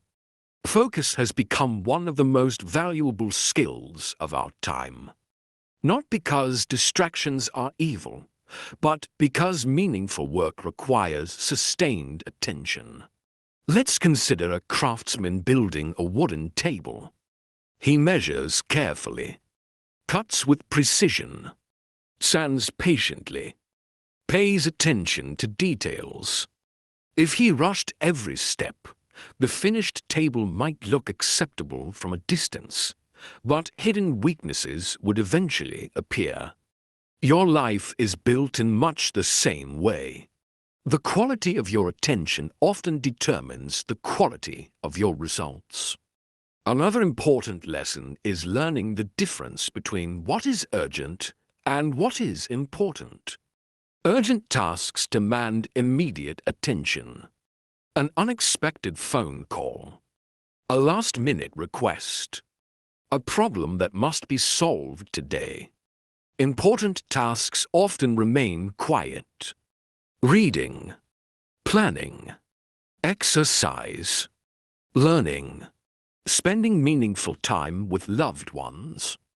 Because important activities rarely shout for attention, they are often postponed until someday. Unfortunately, someday has a habit of becoming never. Successful people aren't simply better at managing time. They're better at protecting what matters. They understand that saying yes to one thing often means saying no to something else. Every commitment carries an opportunity cost. When you spend an hour in one place, that hour cannot be spent somewhere else. Recognizing this isn't about guilt. It's about awareness. Imagine carrying a backpack. Every unnecessary item you place inside makes the journey heavier. The same is true of your schedule. Not every opportunity deserves your time. Not every invitation aligns with your priorities. Learning to say not now to some things allows you to say yes wholeheartedly to what truly matters. Let's also talk about rest. Many people hear discussions about productivity and immediately assume they should work longer hours. But sustainable growth requires recovery. Think about an athlete. Training strengthens the body. Rest allows the body to rebuild. Without recovery, performance eventually declines. The same principle applies to your mind. Sleep, quiet reflection, time with family, moments in nature, creative hobbies. These aren't interruptions to a meaningful life. They're part of building one. Rest isn't laziness when it prepares you to give your best tomorrow. Another overlooked investment is learning. The world changes quickly. Skills that are valuable today may evolve over time. Curiosity keeps you adaptable. Reading regularly, listening carefully, asking thoughtful questions, seeking new experiences. These habits compound over a lifetime. Every lesson you learn becomes another tool available when new opportunities appear. Perhaps the greatest gift you can give your future self is becoming a lifelong learner.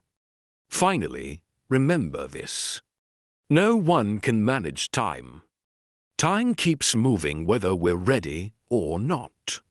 What we can manage is our attention, our choices, and our priorities. That's where lasting change begins. When you consistently invest your hours in what truly matters, your days begin to reflect your values. Your weeks become more meaningful.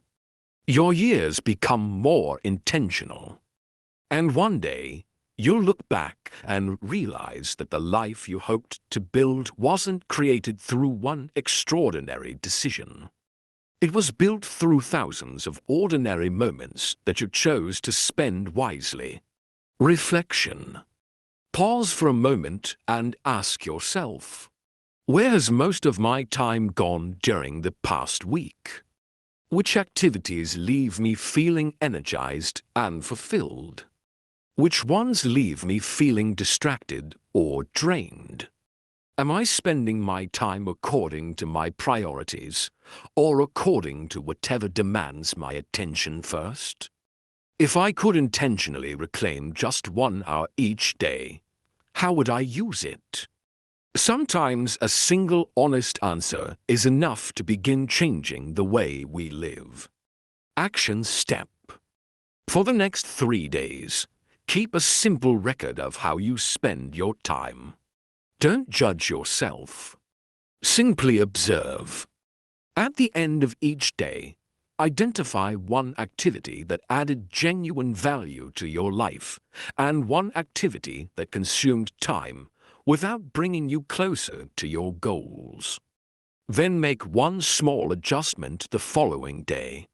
Remember, lasting change begins with awareness followed by consistent action. Key takeaways. Time is your most valuable non-renewable resource. Being busy is not the same as making meaningful progress. Focus is strengthened by protecting your attention from unnecessary distractions. Saying no to less important things creates space for what truly matters. Rest, learning, and intentional living are wise investments in your future. Inspirational closing. Your future isn't waiting for someday. It's quietly being shaped by the way you choose to spend today. Every hour is an opportunity to become a little closer to the person you hope to be. Time gives you the opportunity to grow. But growth also requires another quality, one that often goes unnoticed until life becomes difficult. It's gratitude.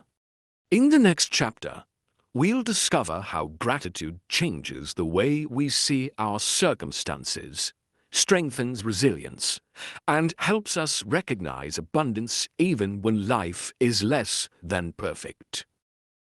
Chapter 10. Gratitude. Seeing the good without ignoring the hard. Introduction. When people hear the word gratitude, they sometimes imagine pretending that everything is fine. They picture someone smiling through hardship, ignoring real problems, and convincing themselves that nothing is wrong. But genuine gratitude isn't about denying reality. It's about seeing reality more completely. Yes, there may be challenges. Yes, there may be disappointments. Yes, there may be unanswered questions. But alongside those difficulties, there are often quiet blessings that are easy to overlook when our attention is consumed by what's missing. Gratitude doesn't erase pain. It widens your perspective. It reminds you that even during difficult seasons, life still offers reasons to hope, opportunities to grow, and people to appreciate. In this chapter, we'll explore how gratitude transforms the way we experience everyday life, why it strengthens resilience, and how it helps us recognize the value of the present moment instead of constantly postponing happiness until some future achievement. Main lesson. Imagine walking through a beautiful forest with a camera. If your camera lens is permanently zoomed in on the ground, you'll notice every fallen branch, every muddy puddle, and every rough patch along the trail. Those things are real. But so are the towering trees, the sunlight filtering through the leaves, the birds singing overhead, and the peaceful breeze that surrounds you. Your lens determines what receives your attention. The same is true of your mind. What you consistently focus on begins to shape your experience of life. This doesn't mean you should ignore genuine problems. If your roof is leaking, gratitude doesn't repair it. If you're facing financial hardship, gratitude doesn't pay the bills. If you're grieving someone you love, gratitude doesn't remove the sadness. Real challenges deserve real attention. But gratitude prevents those challenges from becoming the entire story. It reminds us that hardship and hope can exist together. One does not cancel out the other. Think about a difficult season you've already survived. Perhaps at the time, everything felt uncertain. Yet even in those moments, there were likely people who stood beside you. Small victories that kept you moving. Moments of unexpected kindness. Simple comforts that helped you endure. Looking back now, those moments may shine more brightly than you noticed while living through them. Gratitude trains us to recognize those moments in the present instead of only appreciating them in hindsight. Let's consider another example. Imagine two co-workers who receive the same assignment. Both face tight deadlines. Both encounter unexpected problems. At the end of the day, one focuses entirely on everything that went wrong. The other also acknowledges the challenges but chooses to notice something else. They learned a new skill. A colleague offered help. They handled pressure better than they had a year ago. Neither person ignored reality. They simply chose different points of focus. Over time, those choices shape not only mood but also resilience. People who regularly practice gratitude often recover from setbacks more quickly because they continue noticing reasons to move forward. There's another important truth. Gratitude protects us from the endless pursuit of more. Many of us quietly believe, I'll be happy when I earn more money, when I buy a bigger house, when I finally reach that goal. There's nothing wrong with ambition. Goals give direction. Growth is valuable. But if happiness is always postponed until the next achievement, satisfaction remains permanently out of reach. Imagine climbing a staircase where each step promises happiness at the next level. No matter how high you climb, the promise keeps moving. Eventually, you realize you've spent years chasing tomorrow without appreciating today. Gratitude breaks that cycle. It allows ambition and contentment to exist together. You can strive for improvement while appreciating how far you've already come. These ideas are not opposites. In fact, they strengthen one another. Grateful people often pursue excellence with greater joy because they aren't driven solely by feelings of inadequacy. They improve because growth is meaningful, not because they believe they're worthless without it. Another powerful aspect of gratitude is its effect on relationships. Think about the people who have quietly shaped your life. The teacher who believed in you. The friend who listened when life became overwhelming. The family member who sacrificed something for your benefit. The co-worker who patiently answered your questions. How often do we assume they'll always know how much we appreciate them? Unfortunately, appreciation left unspoken often remains unknown. Simple words can have extraordinary power. Thank you. I appreciate your help. I'm grateful you were there. These aren't complicated phrases. Yet they strengthen trust, deepen relationships, and remind people that their efforts matter. Never underestimate the impact of sincere gratitude expressed at the right moment. Let's also remember that gratitude isn't reserved for extraordinary days. It grows through ordinary moments. The warmth of morning sunlight. A meaningful conversation. Clean water. The ability to learn something new. A peaceful evening after a busy day. A meal shared with people you love. These moments may seem small because they happen frequently. But imagine how valuable they would seem if they suddenly disappeared. Familiarity often hides value. Gratitude helps us see it again. Finally, understand this. Gratitude doesn't mean every day feels joyful. Some days will still be difficult. Some losses cannot be easily explained. Some questions remain unanswered. Even then, gratitude quietly whispers, "There is still something worth noticing." Perhaps it's hope. Perhaps it's love.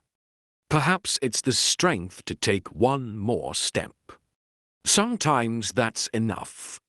And often, that one step becomes the beginning of healing. Reflection. Take a few quiet moments to consider these questions. What blessings have become so familiar that I rarely notice them anymore? Who has positively influenced my life without receiving enough appreciation? Am I postponing happiness until I reach a future goal? What small moment today deserves my gratitude before this day comes to an end? Allow yourself to notice the ordinary gifts that often go unseen. Action step. Tonight, before going to bed, write down 5 things you're genuinely grateful for.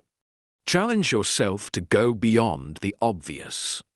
Instead of writing only family or health, be specific. Perhaps you're grateful for a conversation that made you smile, a lesson you learned from a mistake, a stranger's kindness, the opportunity to begin again. Repeat this exercise every evening for the next week. You may be surprised by how differently you begin seeing each day. Key takeaways. Gratitude expands your perspective without denying life's challenges. You can pursue future goals while appreciating today's blessings. Expressing appreciation strengthens relationships and encourages others. Ordinary moments often become life's greatest treasures when we truly notice them. Gratitude builds resilience by helping us recognize hope even during difficult seasons. Inspirational closing. The richest life isn't always the one with the most possessions. Often, it's the one that has learned to recognize the extraordinary value hidden within ordinary days. Gratitude helps you appreciate where you are. But appreciation alone isn't the end of the journey. At some point, every growing person faces a decision. Will I keep what I've learned to myself, or will I use it to make someone else's path a little brighter? In the next chapter, we'll explore the lasting impact of serving others and discover why some of life's greatest fulfillment comes not from what we gain, but from what we give. Chapter 11. The Legacy You Build by Lifting Others. Introduction. Imagine reaching the top of a mountain after a long and challenging climb. You pause to catch your breath, take in the breathtaking view, and reflect on everything it took to get there. Now imagine noticing someone farther down the trail. They're standing where you once stood, uncertain, tired, and wondering whether they should continue. At that moment, you have a choice. You can admire the view alone, or you can turn around, offer a few words of encouragement, point out the safer path, and remind them that the climb is worth it. Neither choice changes the mountain, but one changes another person's journey. As we grow, it's natural to focus on our own goals and dreams. After all, personal growth begins with personal responsibility. But eventually, growth invites us to ask a deeper question. How can my progress become a source of hope for someone else? This chapter is about discovering that fulfillment doesn't come only from achieving success. It also comes from using what you've learned to help others grow. Main lesson. Think back to someone who made a positive difference in your life. It may have been a teacher who believed in you when you doubted yourself, a parent who patiently guided you, a friend who listened without judging, A supervisor who gave you an opportunity, or perhaps someone you never met personally, a speaker, writer, or mentor whose words arrived at exactly the right time. Now ask yourself this. Did that person change your life because they were perfect? Probably not. More likely, they changed your life because they were willing to share what they had. Sometimes we believe we must become experts before we can help anyone else. But life rarely works that way. A person who's one step ahead can often help someone who's just beginning. You don't need to have all the answers. You simply need to be willing to share what you've learned with honesty and humility. Imagine walking through a dark forest with a flashlight. The light may only reach a few steps ahead. It doesn't illuminate the entire path. But if someone is walking behind you, those few steps of light may be exactly what they need. Your experiences work the same way. You don't have to see the whole journey to help someone else take their next step. One of the greatest misconceptions about success is that it exists only for personal benefit. Many people chase achievement believing it will finally make them feel complete. They collect accomplishments, recognition, possessions, titles. Yet many discover that achievement alone doesn't satisfy the deeper desire for meaning. Why? Because human beings are created for connection. We find lasting fulfillment not only in what we receive, but also in what we contribute. Think about the joy of teaching a child something new. Watching a friend overcome a challenge because of your encouragement. Helping a coworker solve a difficult problem. Volunteering your time to support a meaningful cause. These moments often leave a deeper impression than many personal accomplishments. Giving doesn't always require money. Sometimes the greatest gifts cost nothing. Your attention, your patience, your kindness, your honesty, your willingness to listen, your encouragement, your time. These are resources every person can offer. And often, they're the gifts people remember most. Let's consider a simple story. An older craftsman had spent decades repairing furniture. One afternoon, a teenager visited his workshop, curious about learning the trade. The young visitor expected a quick lesson. Instead, the craftsman patiently explained every step.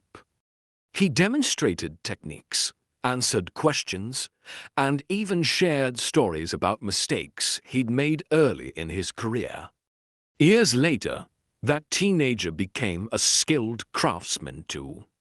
When people admired his work, he often smiled and remembered the man who had taken the time to teach him. The older craftsman's legacy wasn't limited to the furniture he built. It continued through the people he influenced. That's how legacy works. It's carried through lives, not just achievements. Another important lesson is that serving others doesn't mean neglecting yourself. Some people give until they're exhausted because they never allow themselves to rest. Healthy service begins from a healthy life. Just as a well cannot provide water if it has run dry, you cannot continually encourage others while ignoring your own growth. Continue learning. Continue resting. Continue strengthening your character. The healthier you become, the more effectively you can serve those around you. Let's also talk about influence. Many people underestimate the impact of ordinary interactions. A sincere compliment, holding the door for someone, remembering a person's name, thanking someone for their hard work. choosing patience instead of anger, listening without interrupting. These moments may appear insignificant, but imagine receiving unexpected kindness during one of the hardest weeks of your life. Would it matter? Of course it would. You never fully know what someone else is carrying. A small act of compassion may become the turning point in another person's day, perhaps even their life. There's another question worth asking. What kind of example are you setting? People learn not only from what we say but from how we live. Children observe consistency. Co-workers notice integrity. Friends recognize reliability. Your actions quietly teach lessons long before your words do. That's why character is so important.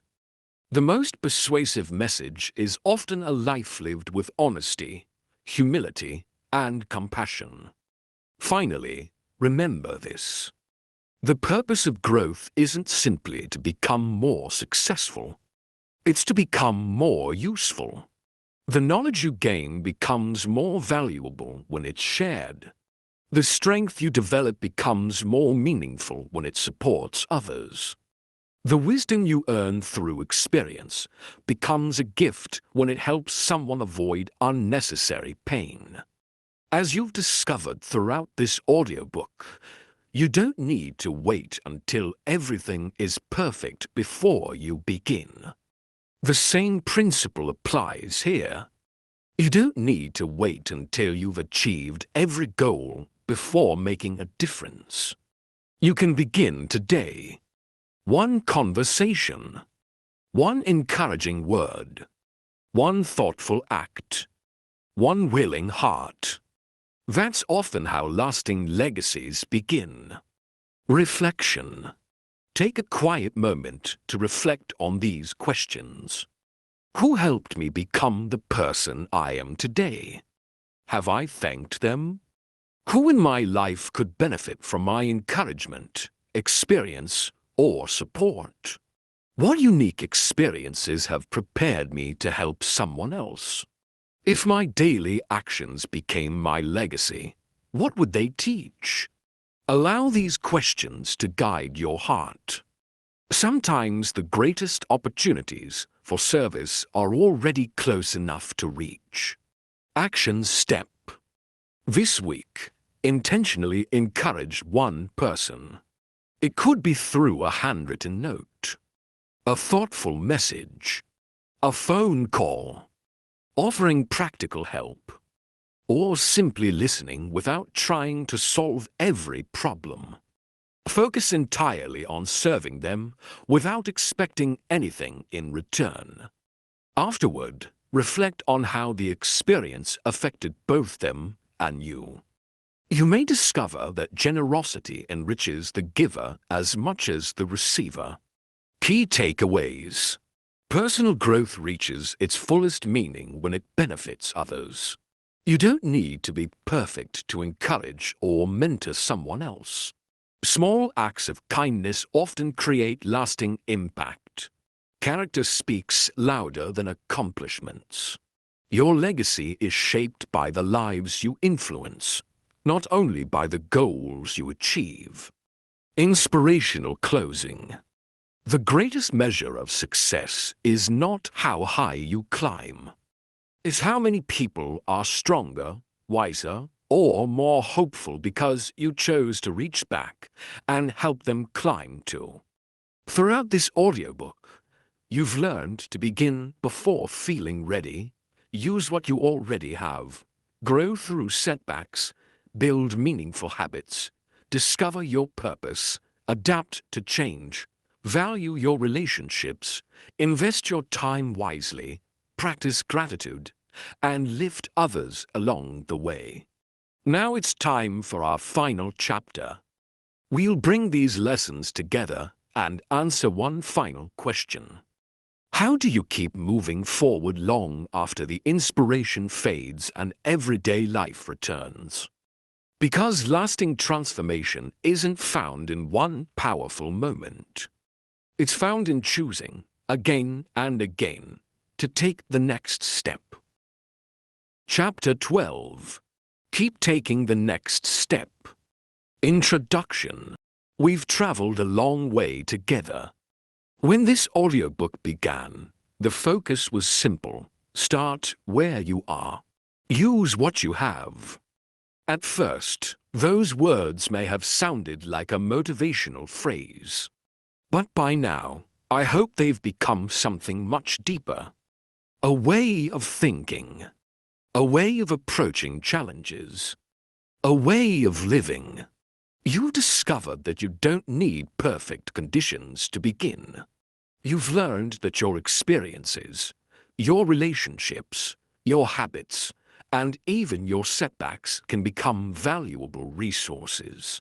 You've explored the importance of purpose, gratitude, adaptability, wise use of time, and serving others. Now comes the most important lesson of all.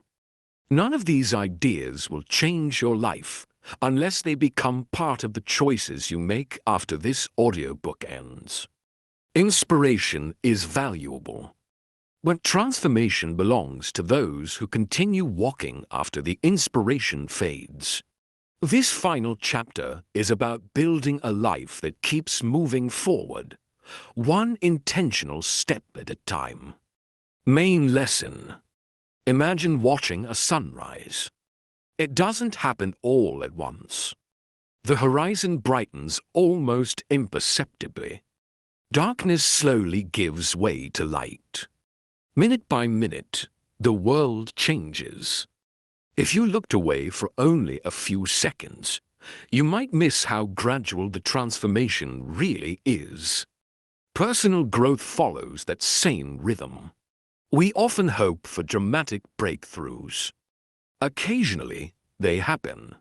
But more often, life changes quietly. One decision, one habit, one conversation, one lesson, one courageous choice repeated many times. The danger is that we sometimes underestimate slow progress because it doesn't feel dramatic. Imagine placing a single brick on an empty piece of land. It hardly looks like the beginning of a home. Add another brick tomorrow, and another the day after. Weeks pass, months pass. Eventually, walls begin to rise. A roof is added. Windows are installed. One day, someone walks through the front door of a house that was built one brick at a time. No single brick created the home. Together, they did. The same is true of your life. No single decision defines your future. But thousands of decisions, made consistently, shape the person you become. One of the greatest misconceptions about success is that successful people eventually stop struggling. They don't. New challenges simply replace old ones. The difference is that they develop the confidence to face uncertainty because they've done it before. Think back to your own life. There were once challenges that felt impossible. Today, they're simply part of your experience. You learned. You adapted. You kept going. The next challenge will likely feel unfamiliar too. But you now have something you didn't have before. Evidence. Evidence that you've overcome difficult seasons. Evidence that you can learn new skills. Evidence that progress is possible. Never underestimate the value of remembering your own victories. Not to become proud, but to become encouraged. Another important lesson is to stop waiting for motivation to rescue you. Motivation is a wonderful companion, but it's an unreliable leader. Some mornings you'll wake up energized. Other mornings you won't. If your progress depends entirely on your emotions, your consistency will always be fragile.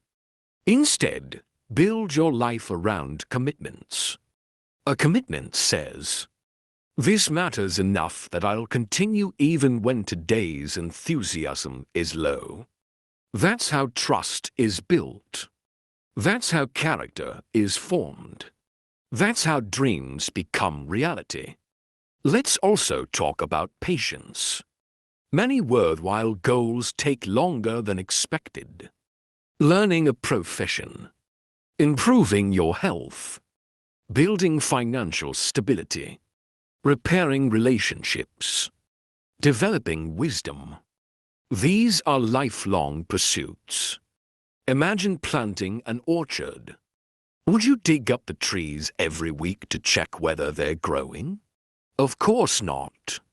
You water them, protect them, care for them, and trust the process. Your own growth deserves the same patience. Keep showing up. Keep learning. Keep adjusting. Growth is happening even when you can't yet measure it. There's one more truth I'd like to leave with you. Life isn't a competition against everyone else. It's an invitation to become a little better than the person you were yesterday. Comparison steals joy because someone will always appear ahead in one area of life. Instead, compare today's choices with yesterday's. Are you a little kinder? A little wiser? A little more disciplined? A little more patient? Those quiet improvements matter far more than trying to impress people who aren't living your life. Finally, remember the title of this audiobook. Start where you are, use what you have. Those words will remain true tomorrow. They'll remain true next year. They'll remain true during seasons of abundance and seasons of uncertainty. Because there will never be a day when you possess every answer. There will never be a season when every challenge disappears. But there will always be today. And there will always be one next step you can take.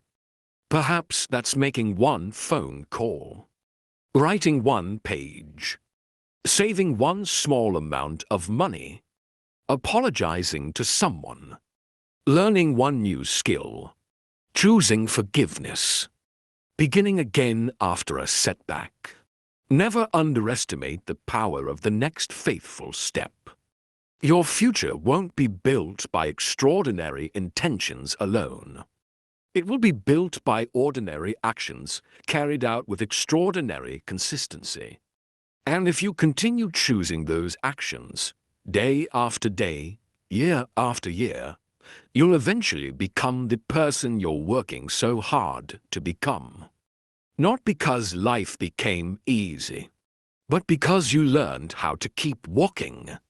Reflection. Before this journey comes to an end, take a quiet moment to ask yourself, what lesson from this audiobook has challenged me the most? Which habit or perspective do I want to carry into my everyday life? 1 year from today, what would I hope to thank myself for beginning right now? If I truly believe that small steps create extraordinary change, what would I do differently tomorrow morning? Don't rush these questions. Some of the most important decisions you'll ever make begin with honest reflection. Action step. Choose one commitment, not 10, just one. Make it specific. Make it realistic. Make it repeatable. Write it down and begin within the next 24 hours. Then continue for the next 30 days. Don't focus on perfection. Focus on showing up. At the end of those 30 days, reflect on who you've become, not just what you've accomplished. Key takeaways. Lasting transformation comes through consistent daily choices. Commitments carry you farther than temporary motivation. Patience allows meaningful growth to unfold over time. Compare yourself to your past, not to someone else's journey. Every day offers another opportunity to begin again. Inspirational closing. You don't need a new life to create a better future. You simply need the courage to keep taking the next faithful step. One choice, one day, one opportunity at a time. Our journey through these 12 chapters may be coming to an end, but your own journey is only beginning. Before we close this audiobook, let's pause one final time to reflect on everything you've discovered and imagine what your life could look like if you carried these lessons with you over the coming year. Final reflection. As we come to the end of this audiobook, I'd like to invite you to do something simple. Don't rush to the next task. Don't immediately reach for your phone or move on with your day. Instead, take a slow, quiet moment to reflect. Think back to where you were when you first pressed play. Perhaps you were feeling uncertain about your future. Maybe you were waiting for the right time to begin. Perhaps you felt overwhelmed by responsibilities, discouraged by setbacks, or convinced that you didn't have enough to make meaningful progress. Now consider everything we've explored together. You've learned that you don't have to wait until you feel completely ready. You've discovered that your current resources, your experiences, your character, your relationships, your time, and your willingness to learn are far more valuable than you may have realized. You've challenged limiting beliefs, learned to grow through setbacks, built an appreciation for consistent habits, discovered the importance of purpose, embraced adaptability, strengthened your relationships, invested your time more intentionally, practiced gratitude, and recognized that your greatest fulfillment often comes from helping others. None of these lessons require you to become a completely different person. They simply invite you to become a more intentional version of the person you already are. Now imagine yourself 1 year from today. Picture waking up knowing that you didn't wait for perfect conditions. You began. Imagine looking back over 12 months filled with small but meaningful decisions. The pages you wrote, the conversations you had, the healthy habits you maintained, the skills you developed, the fears you faced, the people you encouraged, the setbacks you overcame. None of those changes happened overnight. They happened because you chose, again and again, to take the next step. Now imagine the opposite. Imagine allowing another year to pass while waiting for more confidence, more money, more time, or a better opportunity. The circumstances may change, or they may not. But the regret of never beginning has a way of growing heavier with time. Fortunately, your story is not written by yesterday. It is shaped by the choices you make after today. You cannot change every circumstance. You cannot predict every challenge. But you can choose your next action. That choice has always been within your reach. And perhaps that's the greatest lesson of all. Life isn't transformed by one extraordinary decision. It's transformed by ordinary decisions repeated with purpose, patience, and persistence. As you leave this audiobook, carry these lessons with you. Return to them when life becomes uncertain. Share them with someone who needs encouragement. Most importantly, live them, because knowledge that remains unused changes very little. Wisdom begins when knowledge becomes action. Your next chapter is waiting. And unlike every chapter that came before it, this one has not yet been written. The pen is in your hand. Write it with courage. Write it with kindness. Write it one faithful day at a time. Complete audiobook summary. Let's take one final journey through the path we've traveled together. Chapter 1. The Power of Beginning Before You Feel Ready. We discovered that confidence is rarely the starting point. More often, confidence grows because we take action. Waiting for perfect readiness keeps us standing still, while even the smallest first step creates momentum. Chapter 2. Seeing opportunity in what you already have. We learned to shift our attention away from what we lack and toward the strengths, experiences, relationships, and opportunities already within our reach. Resourcefulness often accomplishes more than abundant resources. Chapter 3. The Story You Keep Telling Yourself. We explored how our inner dialogue shapes our decisions. By replacing limiting beliefs with growth-oriented thinking, we open ourselves to possibilities that fear once concealed. Chapter 4. Turning Setbacks into Stepping Stones. We discovered that setbacks are not permanent definitions of who we are. They are opportunities to learn, adapt, and build resilience that prepares us for future success. Chapter 5. Small daily habits that create extraordinary change.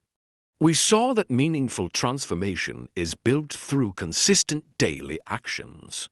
Tiny habits, repeated faithfully, eventually produce results that appear remarkable from the outside. Chapter 6. Discovering Your Why. We learned that purpose gives direction to our efforts. When our daily actions are connected to something meaningful, perseverance becomes stronger than temporary motivation. Chapter 7. Learning to adapt without losing yourself. We explored the importance of remaining flexible while staying rooted in our values. Life changes constantly, but adaptability allows us to continue growing without losing sight of who we are. Chapter 8. The people around you shape the person you become. We reflected on the influence of our environment and relationships. Encouraging people, healthy boundaries, and positive influences help us become the person we hope to be. Chapter 9. Invest your time like it shapes your future. We recognize that every day is an investment. By protecting our attention and using our time intentionally, we quietly build the future we want to experience. Chapter 10. Gratitude, seeing the good without ignoring the hard. We discovered that gratitude doesn't deny life's challenges. Instead, it broadens our perspective, allowing us to appreciate today's blessings while continuing to pursue tomorrow's goals. Chapter 11. The Legacy You Build by Lifting Others. We learned that true fulfillment often comes through contribution. By sharing our experiences, encouraging others, and living with integrity, we create a legacy that extends far beyond personal achievement. Chapter 12. Keep taking the next step. Finally, we brought every lesson together. Lasting transformation isn't built through occasional inspiration, but through ordinary choices repeated with patience, consistency, and purpose. When these 12 lessons are woven together, they form one simple but powerful message. You do not need perfect circumstances to begin building a meaningful life. You need the willingness to start where you are, to use what you have, and to faithfully take the next step, again and again. That is how extraordinary lives are quietly built. 7-Day Success Challenge. Over the past 12 chapters, you've gathered ideas, reflections, and practical lessons. Now it's time to turn those lessons into action. This 7-day challenge isn't about changing your entire life in 1 week. It's about proving to yourself that meaningful transformation begins with small, intentional choices. Approach each day with curiosity rather than perfection. If you miss a task, simply begin again. The goal is to build momentum, not to achieve flawless execution. Day 1. Take the first step. Think of one goal you've been postponing. Ask yourself, what is the smallest action I can take today? Then do it immediately. Write the first page. Make the phone call. Take the walk. Open the savings account. Practice for 15 minutes. Don't worry about completing the entire journey. Today is about proving that you can begin. Before the day ends, write down how it felt to move from thinking to doing. Day 2. Take inventory of your resources.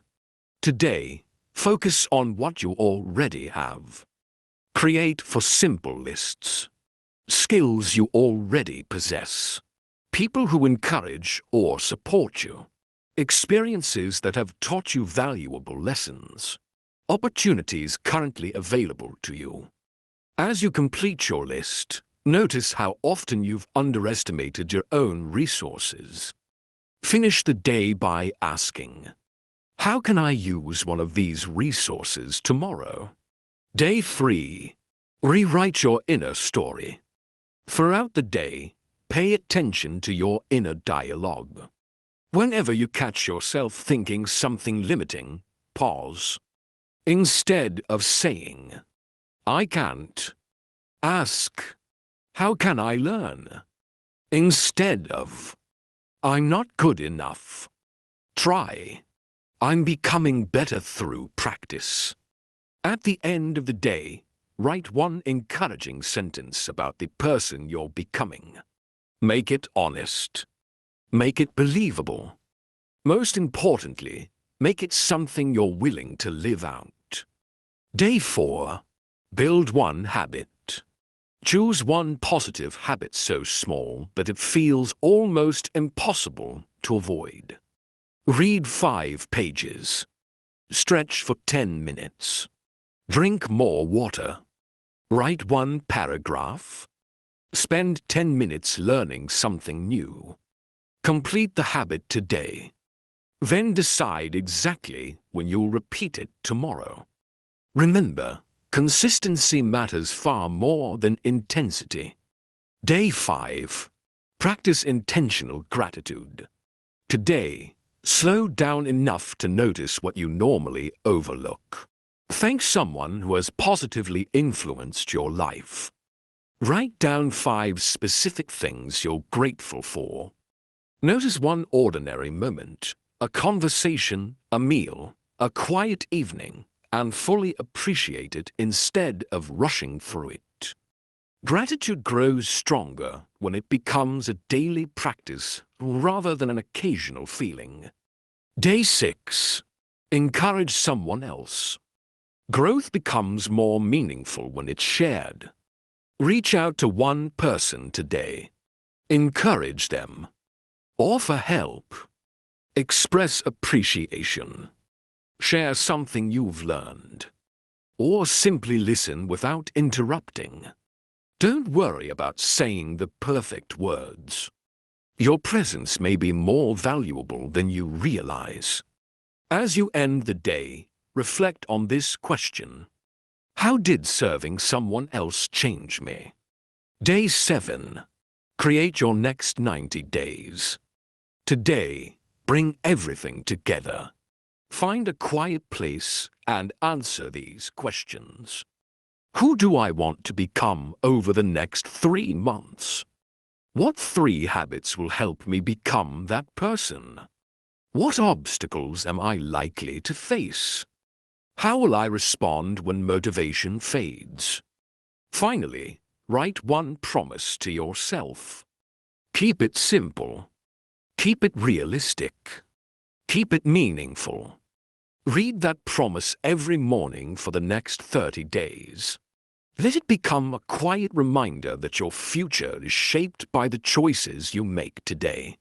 When these 7 days are complete, don't think of them as the finish line. Think of them as the beginning. The purpose of this challenge isn't to complete 7 tasks.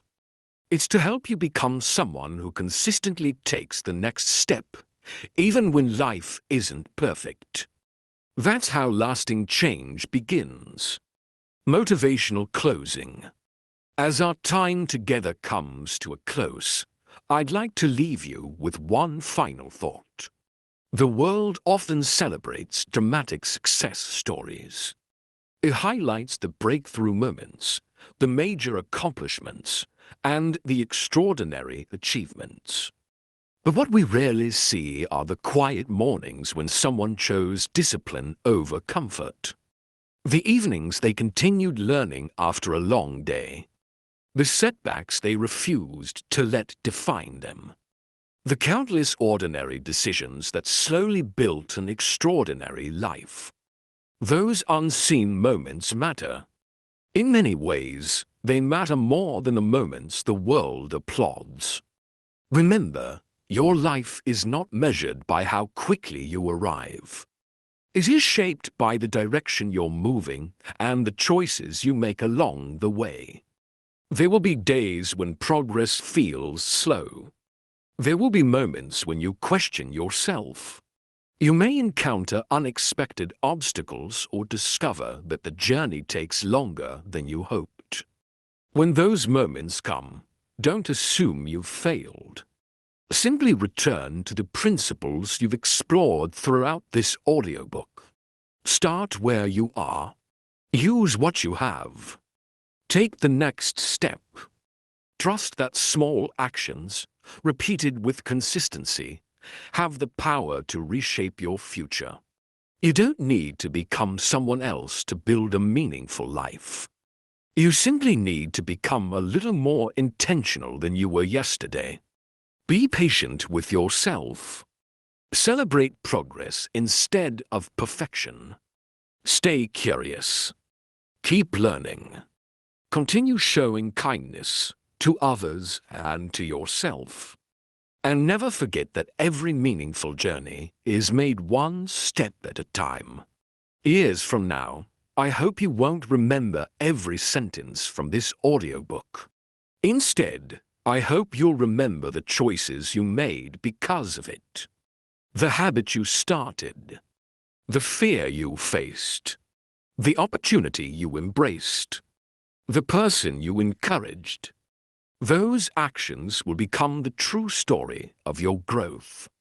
Your future is not waiting for the perfect version of you. It's waiting for the version of you who is willing to begin today. So wherever life takes you next, walk forward with quiet confidence. Not because the road will always be easy, but because you've learned that you already possess something incredibly valuable. The ability to take the next faithful step. And sometimes, that's all you need. Final call to action. If this audiobook encouraged you, challenged your thinking, or gave you even one idea you can apply in your own life, I'd like to sincerely thank you for listening all the way to the end. If you enjoyed this journey, please take a moment to like this video. Your support helps these audiobooks reach more people who may be looking for hope, practical guidance, and encouragement. If you'd like to continue growing together, subscribe to the channel so you won't miss future motivational and personal development audiobooks designed to help you build a stronger mindset and a more meaningful life. If you know someone who could benefit from these ideas, a friend, a family member, a co-worker, or anyone facing a challenging season, please share this audiobook with them. Sometimes a single conversation or a single lesson can become the beginning of a completely new chapter. And before you go, I'd love to hear from you.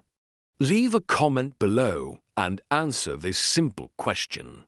What was your biggest takeaway from today's audiobook? Or tell us one small action you're committed to taking after listening. Your words may inspire someone else to take their very first step. Thank you once again for spending this time with us.